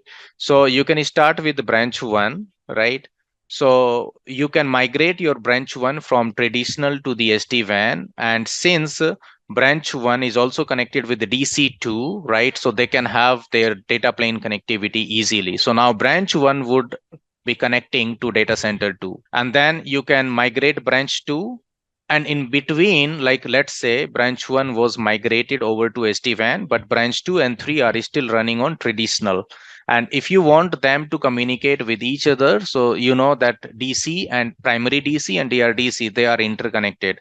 So for an example, if branch 1 is already migrated over to SD-WAN and DRDC is also migrated over to SD-WAN, then branch 1 and DRDC, they can talk to each other. And if branch 1 wants to talk to with branch 2 or branch 3, then branch 1 can come to your DRDC. From DRDC, it will go to primary data center, and then from primary data center, you will come back to maybe branch 2 or branch 3.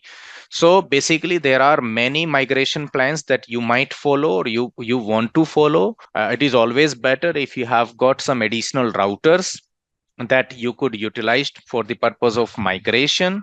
It is always good to have the additional routers. But if you do not have additional routers, then you have to play around like DRDC and so, right? So I believe the question that you did ask answers, I have answered that question, right?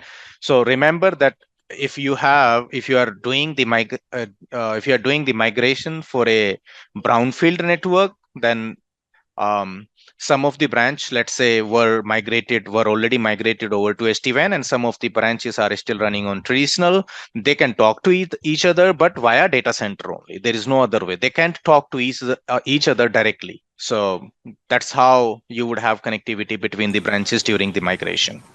No, in an SD-WAN, do we have any option like to site, spoke-to-spoke communication, or anything should go directly hub and hub to spoke like that, or how it will be? Yesterday, I mentioned this thing that in Cisco SD-WAN, the default behavior is full mesh. Remember? Okay. But then you can change it to like hub and spoke or partial mesh kind of thing. Okay. So spoke to spoke also we can communicate without reaching to hub location. Yeah, the main absolutely. data center. That's a default Okay. behavior. The full mesh Okay. connectivity between all remote sites, including data center, is a default behavior of the Cisco SD-WAN. Sarah, Got can you it. please explain me a bit more about, I mean, what is exactly the SD-WAN fabric is? I'm just keep on hearing that word, but I'm not able to get an So in SD-WAN understanding of that. fabric, what happens is that all these WAN edge routers would establish an IPsec tunnel between each other. All routers, SD-WAN routers, directly between each other. So that's SD-WAN fabric. Yeah, like they have got overlay connectivity. So whenever you want to understand any fabric, right? For what is fabric? It's a virtual network, correct?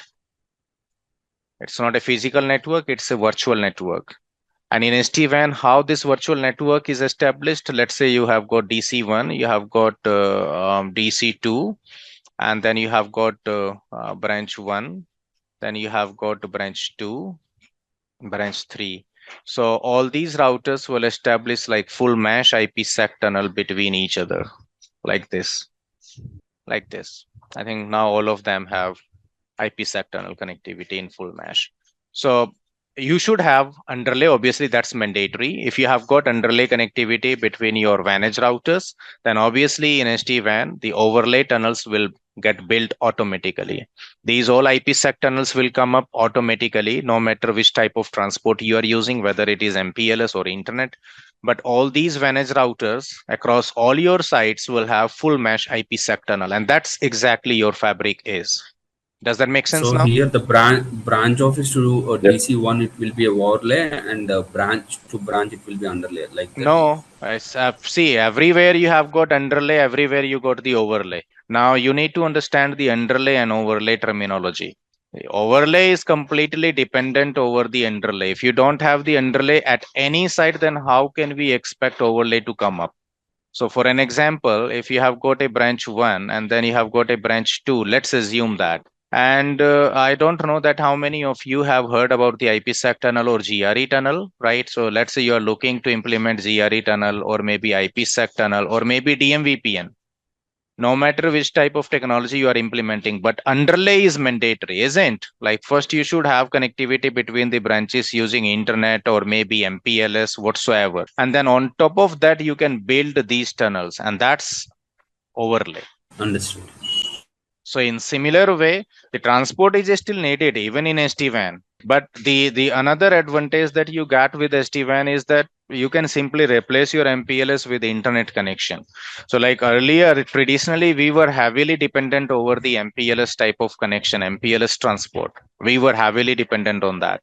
But with MPLS, we have got so many problems. Like nowadays, the broadband connectivity is really better across the globe, especially in United States, Europe, region, and then including India, right? The broadband is quite good as compared to the MPLS. MPLS is so expensive, and internet is so cheaper as compared to the MPLS. And broadband is easily available.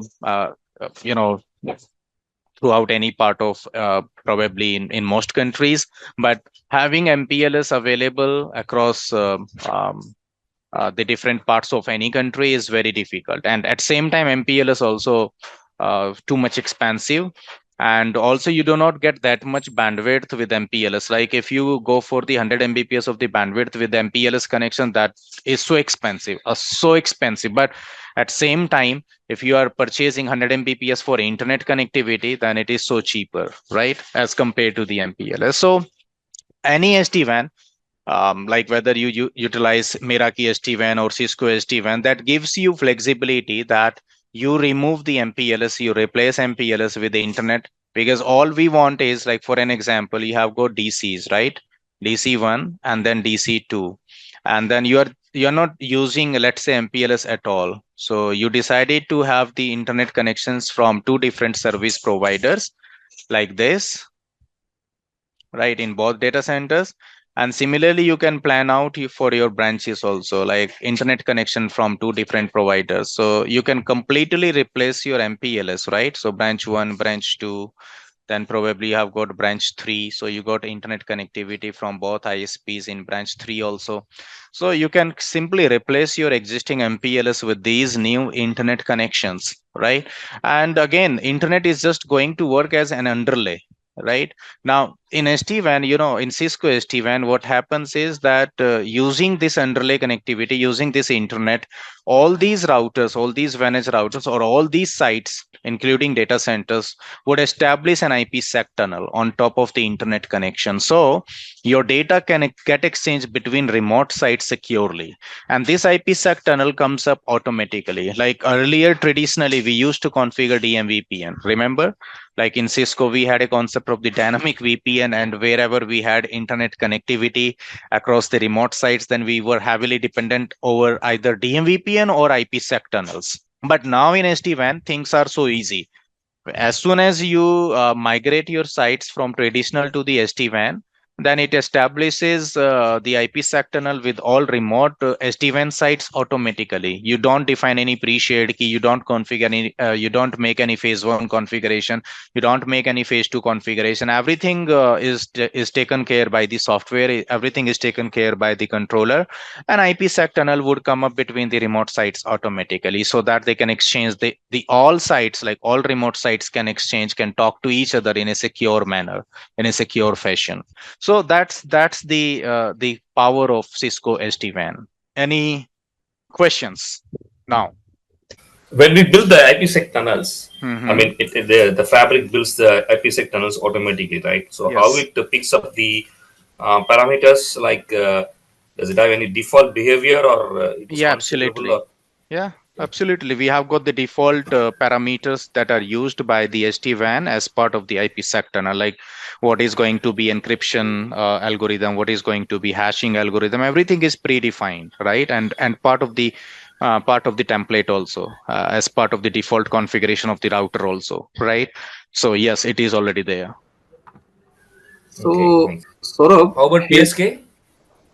PSK PSK is or created by the routers, by their own, by themselves, okay, and okay. also routers will get it shared automatically. You don't do anything for that. yeah. So, Saurabh, has anybody encountered, like, or maybe you or somebody in your knowledge, that suppose we are using one version of one image of the iOS, okay, and then we are rolling out the SD-WAN, and after a year or so, or 6 months down the line, we got another version from Cisco, and then the default parameter are different, and then it is creating some kind of problem, or to create the IPsec tunnel between the two different images of the SD-WAN edge routers. Is there any? Have you seen it in real life? No, I haven't seen that.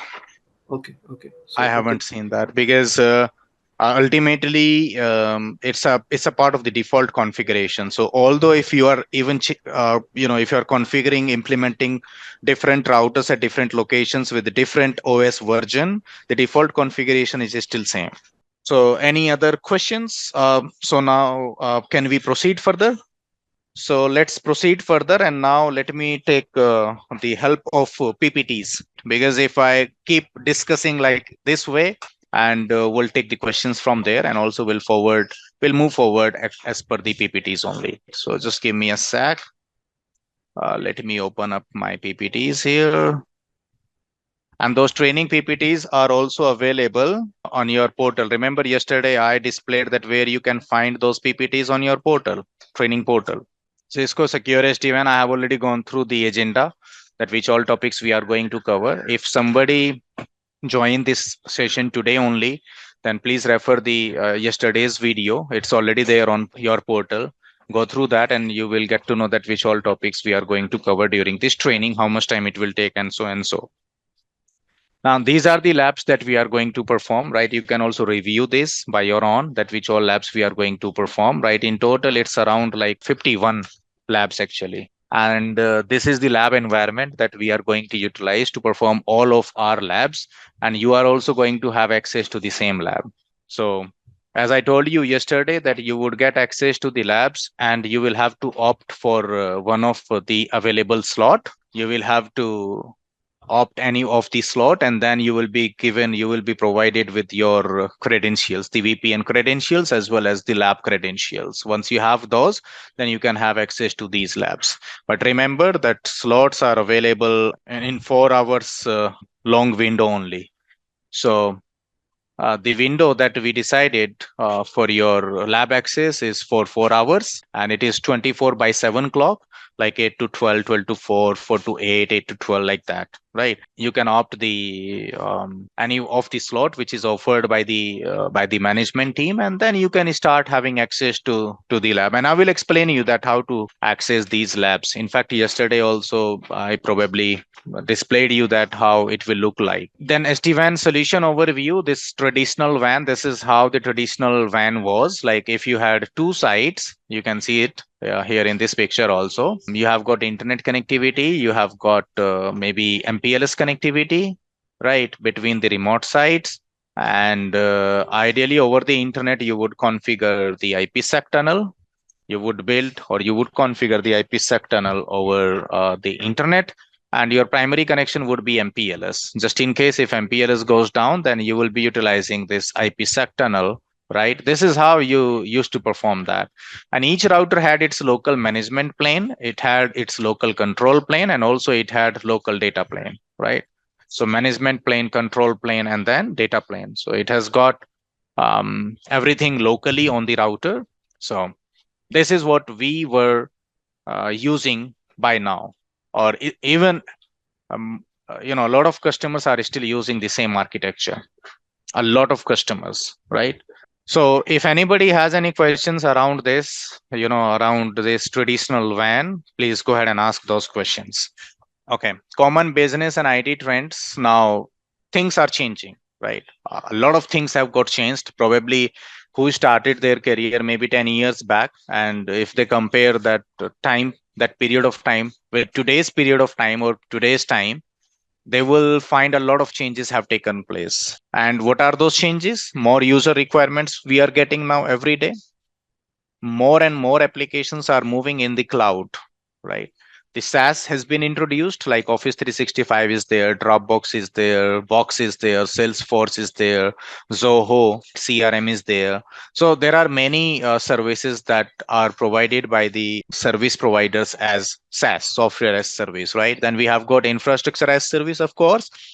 I mean, this is not something new. Infrastructure as service has been there in the market from long time now. But yes, it is also one of the more or one of the additional requirements that we can speak about. The branch sites getting a direct internet access. Now, internet is moving directly at the branch level. The internet is directly moving at the branch level. Like earlier, even yesterday, I drawn one diagram, right, where internet was available in data center only. And if a branch user needed an internet access, they were always backhauled into the data center, and that's where they had internet access. So that's how the branch users were accessing the internet. But now, because that solution would have lot of latency, and of course the MPLS at same time, because see, branch user is having internet access and still it is utilizing the MPLS, and MPLS is so expensive. So if somebody is just watching video on YouTube and that user is first consuming the MPLS bandwidth to reach data center, and from data center then you are reaching out to the internet. So I mean, that's weird. So that's the reason that now the requirement is to have the internet access directly directly at the branch itself, so that if someone is watching YouTube video, they go directly over to the internet.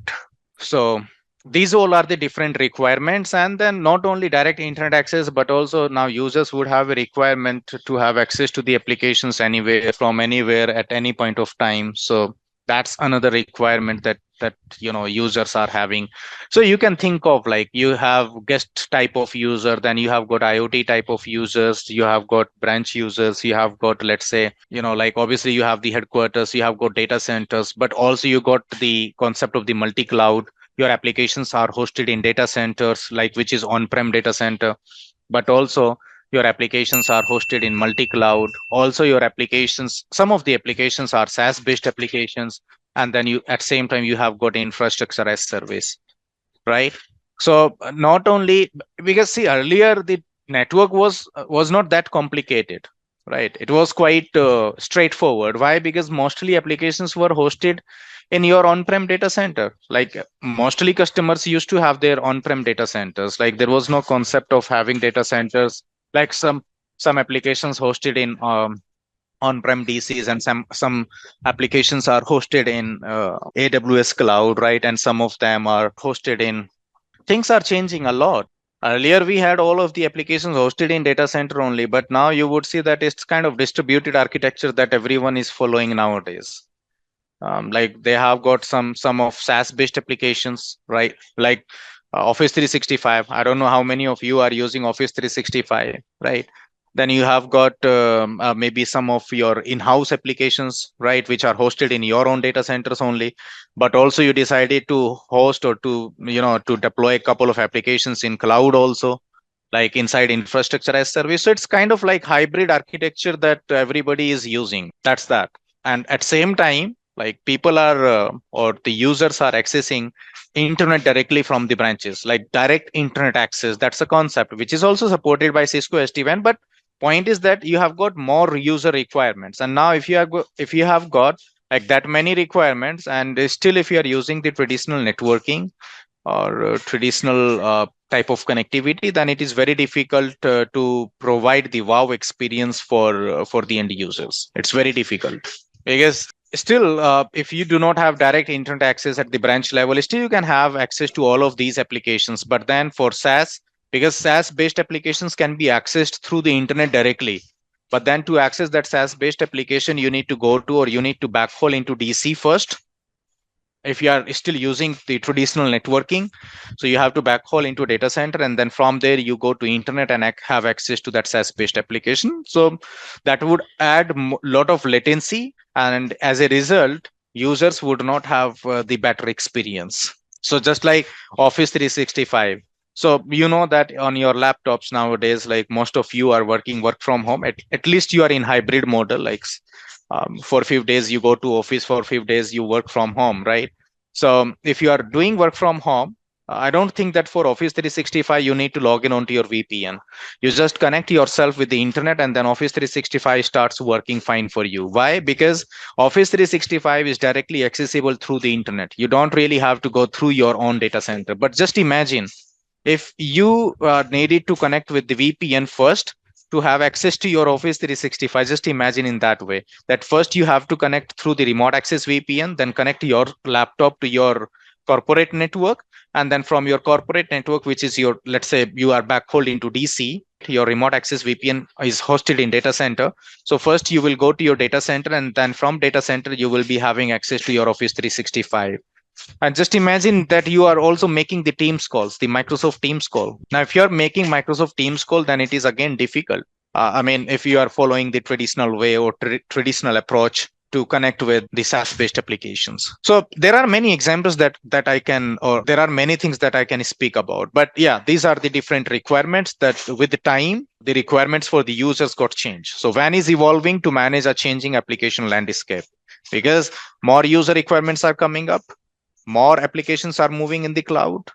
We are using SaaS-based applications. We are also using infrastructure as service, right? And branch users would require direct internet access and the concept of having access to any application at any point of time. So that's that. Traditional WAN challenges. So you can, like, we can speak about the WAN challenges, that what sort of challenges we had traditionally. Obviously, security challenge. Like nobody cared about the MPLS connectivity in past. So if users, like if a branch was having the MPLS connection, then we always thought of, okay, it is secure. Although again, it is going through the provider network. Like if you purchased MPLS from Airtel or maybe from Tata, still your traffic is going through the Airtel, still your traffic is going through the Tata. But nobody cared about that. Nobody secured that connection because everybody thought of that. No, I mean, it is all secure. The MPLS is secure, but I mean, technically it was not. All your traffic was forwarded over the MPLS as it is. So technically it was not a secure communication. Then limited app awareness. Obviously router had limited app awareness. I mean, nowadays, as I told you yesterday, I mentioned this statement that earlier we had limited app awareness on the routers, but nowadays, like all routers are application, all the routers having application awareness. So it is easier for you to have the application aware routing or to implement the application aware routing now on the SD-WAN capable devices. No cloud app readiness. Like for an example, if you are accessing any cloud-based application, so there was no possibility or there was no feature available traditionally on the routers. Higher cost, obviously you were heavily dependent upon the MPLS. And if you are purchasing higher amount of bandwidth, MPLS bandwidth, you need to pay more. Complex operations, as I given you a couple of examples of the complex operations, like since yesterday I have given you so many examples. You need to update just SNMP server, SNMP community, syslog host, syslog server IP, right, whatever, and then NTP server IP address, or maybe, I mean, it's small changes, but those operations, like you have got complex operations, insufficient bandwidth, because with MPLS you can't go for like 1 Gbps, but with the internet you can go for the 1 Gbps. And when it comes to the complex operations, like as I given you one example of changing your primary MPLS connection with, like if you want to change your primary with backup and backup with primary, then it was so difficult. And managing your network was also difficult traditionally. Why? Because you needed some sort of like monitoring tool. So ideally you would go for QRadar or maybe, some other vendor-based applications for the monitoring purposes. Then you would have one ticketing tool, one monitoring tool from third-party vendors. You have to pay them also. So you needed so many things. It was all complex to perform the monitoring, to perform the troubleshooting. And that's where the SDN came into the picture, software-defined networking. And I have already given you a couple of examples that SD-WAN is just one component of the SDN, software-defined networking. So SD-WAN is just one component. Within SDN, software-defined networking, we have got like many solutions offered by Cisco, like SD-WAN, and then we have got SDA, software-defined access, and then we have got the ACI. But then over here, during this training, we are going to focus only on the SD-WAN, software-defined wide area networking. Now, in Cisco SD-WAN, basically, if you look at here, so basically SD-WAN represents the shift from older hardware-based model of legacy WAN to secure software-based virtual IP fabric. As I told you, like it will be creating a virtual IP fabric overlay that runs over the standard network transport services. So here's the thing, that transport has not changed. Transport has not changed. The transport is still same as before. You want to use MPLS, use that. You want to use internet, use it. And even in internet, you don't require lease line. You can simply rely on the broadband connections. You can simply rely on broadband connections. You don't really have to have lease lines in place. I mean, lease line to have the SD-WAN in place. No, you don't. Simply have the broadband connectivity. Just like at home, I have got the Airtel broadband connection, and that is sufficient for me even in SD-WAN also. So if I was having like a kind of SOHO, small office, home office, I would have a broadband connection at my home, probably one from Airtel, another from Jio, and then I will terminate both broadband connections on my small SD-WAN router. So for SOHO, like Cisco also offers small router that you could place at your home, and then you would connect yourself like from home. You can directly access to your corporate network then using SD-WAN. So point is that if you talk about the transport is still same as before. The MPLS, internet, or maybe 4G LTE you can utilize. So this is all underlay. So there is no change to underlay. Underlay is still same as before. Like SD-WAN is not asking you to change your underlay. However, as a SD-WAN provider, we recommend you to replace all your MPLS connectivity, all your MPLS connections with the internet. Recommend you for that. I mean, if anybody has any questions so far, please go ahead and ask those questions, because underlay is still same. You want to use MPLS, use that. You want to use internet, use that. But we highly recommend, as an engineer, as a solution architect, we highly recommend to use the internet instead of MPLS or in place of the MPLS. Any questions so far? Now in SD-WAN, basically you can see that SD-WAN represents the shift from an older hardware-based model of legacy WAN to a secure software-based. Now, does it mean that we don't require hardware routers at all? No, I mean, that's not a true statement. You still require the hardware-based routers. The routers are still hardware-based. But at same time, you have also got an opportunity to have a virtual router. So it does not mean that you are going to use only virtual routers. Yes, virtual routers are there, but especially for the cloud, where you have got a virtual environment, that's where you can also deploy the virtual SD-WAN, virtual router. But hardware routers are still there and will remain there. If you have got on-prem data centers, the campus site or maybe branch sites, right, or maybe colo, you need hardware router. But yes, for cloud, you have also got a virtual router. But when they say software based, which means that it's a software based networking or a software defined network, you have got a controller, a centralized controller from where you will be managing all of your infrastructure. So you can see that in Cisco SD-WAN, we have got the WAN edge routers, and also you can see right there that there is a log, green log. Do you see that? The green log. So it indicates that there is a secure connectivity between the remote sites. Your underlay could be MPLS, your underlay could be internet, your underlay could be 4G LTE. I don't care. The data center is connected with MPLS or internet, campus connected with internet MPLS, branch connected with MPLS internet or 4G whatsoever. But at the end of the day, all these routers located at different locations would establish a secure connection, a secure data plane connectivity. So whenever a branch user, let's say there is a branch user sitting there and trying to access an application hosted in data center, there was a app hosted in data center. So if this branch user wants to have access to that application hosted in data center, it will have access, like user would have access to that application in a secure fashion. Why? Because there is an IPsec tunnel.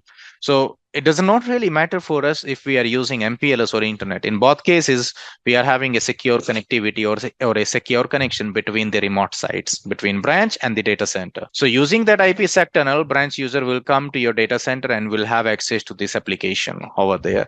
And even if you are using infrastructure as service in cloud, then you can also deploy the routers in cloud. And those routers can also participate in your SD-WAN fabric, which means those routers would also have a secure IPsec tunnel with your on-prem routers or branch routers or campus routers or DC routers. So if branch user wants to have an access to the application hosted in cloud inside infrastructure as service, still you will go through the IPsec tunnel via internet to your cloud, and then from cloud you would have access to those applications hosted in cloud. Any questions?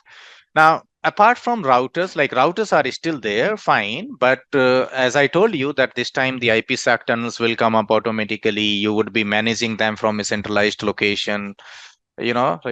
So you have got like some of the control components, also known as the brain of SD-WAN, brain of Cisco SD-WAN. So if you look at this brain of the Cisco SD-WAN, you have got a vManage. There is a terminology called vManage. There is a terminology called vBond. There is a terminology called vSmart. So there are a couple of components participating as part of the brain of the Cisco SD-WAN. You can see that. Also, there is a concept or there is a component called vAnalytics, although it is not a compulsory or it is not a mandatory component. If you don't want to use that, it's your wish, right? If you don't want to use it, don't use it. If you want to use it, you can use it, but it's not a mandatory component when it comes to Cisco SD-WAN. However, you cannot build your Cisco SD-WAN environment without having vManage, vSmart, and the vBond. Now it is really important for you to understand their use cases, like what is vManage, what is vSmart, what is vBond. But before we move forward and I start explaining you, or I start giving you the definition, or I would say the roles and responsibilities of each and every control component, I would like to tell you one more thing, that vManage is now renamed as SD-WAN Manager. So we call it now Cisco SD-WAN Manager. So don't get confused if Cisco has mentioned SD-WAN Manager somewhere. Don't get confused. It's the same thing. It's vManage. Then you have got vSmart. Now Cisco calls it SD-WAN Controller. SD-WAN Controller. The vBond is now known as SD-WAN Validator, the Catalyst SD-WAN Validator. So don't get confused. So vBond has been renamed as Validator, whereas vManage has been renamed as Manager. vSmart has been renamed as Controller, the Catalyst SD-WAN Controller. Now we need to understand the roles and responsibilities of each and every component. That is important for us to understand the roles and responsibility of each and every component. And that's something that I'll be explaining you, that what is the vManage, what is vSmart. And one more thing that you would observe, that each component is starting with V. Why? You know, every component name is starting with V, although now Cisco has renamed them, but earlier, like, each and every component's name was starting with V. In fact, these edge routers were also like V Edge. So these managed routers, the name of those managed routers was also starting with the V. So V indicates Viptela. So as I told you yesterday, that originally the Cisco SD-WAN was developed by the Viptela, and in 2017 Cisco acquired Viptela, and that's how Viptela became Cisco SD-WAN, or Viptela SD-WAN became Cisco SD-WAN. So just because of the Viptela name of the organization, they kept their names starting with V. And obviously APIs are also supported by the vManage. You can see that this API concept is mentioned only for the vManage. So if you are looking for third party automation, such as if you have got a ServiceNow, which is a ticketing tool, and you want to integrate your ServiceNow with vManage, you can do that by the help of API. And maybe some other third-party tools that you want to integrate with your vManage, you can do that by the help of APIs or REST APIs. Okay, now one more thing that you need to understand here, that when it comes to the Cisco SD-WAN, the routers can be either physical or virtual. So that gives you flexibility to host your routers even in cloud, in a virtual environment, because you have also got the virtual routers. So obviously physical routers are there, and I will visit Cisco's website to give you some insights over that, which all different platforms are offered by Cisco, which all platforms can be leveraged in Cisco SD-WAN. Like earlier, we had a limited number of routers that supported Cisco SD-WAN, but now I would say it's in reverse. Like mostly all routers will support the SD-WAN, but then there will be a couple of routers that still do not support the SD-WAN technology. Those routers can be utilized as a standalone router. Then the redundant management, which means that your management components or controllers can be hosted in cloud as well as on-prem. So when I say cloud, which is AWS, or maybe you can use Azure to host your control components. So when I say control components, which means your vManage, vSmart, vBond, all these components can be hosted in cloud as well as on-prem. So then it says imminent deployment with zero touch provisioning. So there is a concept called the ZTP, zero touch provisioning. Also, you can call it PNP, plug and play. So that feature is also supported by SD-WAN. And that enables us to, like in SD-WAN, there is a magic that you would see, especially in production environment, not in labs. So there is a magic that if Cisco has shipped your router at your branch office, you just have to ask your field engineer to perform unboxing. Post unboxing, your field engineer would simply require to perform rack and stack, make cable connection, power it on, and that's it. Leave it now. Don't touch it. You don't require any console access. You don't really have to provide any initial config file to your field engineer to make the configuration onto router. You don't do anything. Nothing. As it is, router will be shipped by the Cisco. You ship it to its desired location or desired remote branch office. And then at branch office, field engineer would require to unbox that router, do a rack and stack, perform rack and stacking, power it on, and leave it. Everything else will be taken care by the controllers automatically. And that's called zero touch provisioning, because you're not touching your routers to make the configurations. You don't require to touch them. That's not needed. And that's the beauty of this solution, of this ZTP, zero touch provisioning. And that's the reason that its name is ZTP, zero touch provisioning, and also known as PNP, plug and play. And then you have got like separation of management control and data plane for scaling purposes. So ideally, if you compare Cisco SD-WAN solution with any other vendor specific SD-WAN solutions, like in market, there are many others.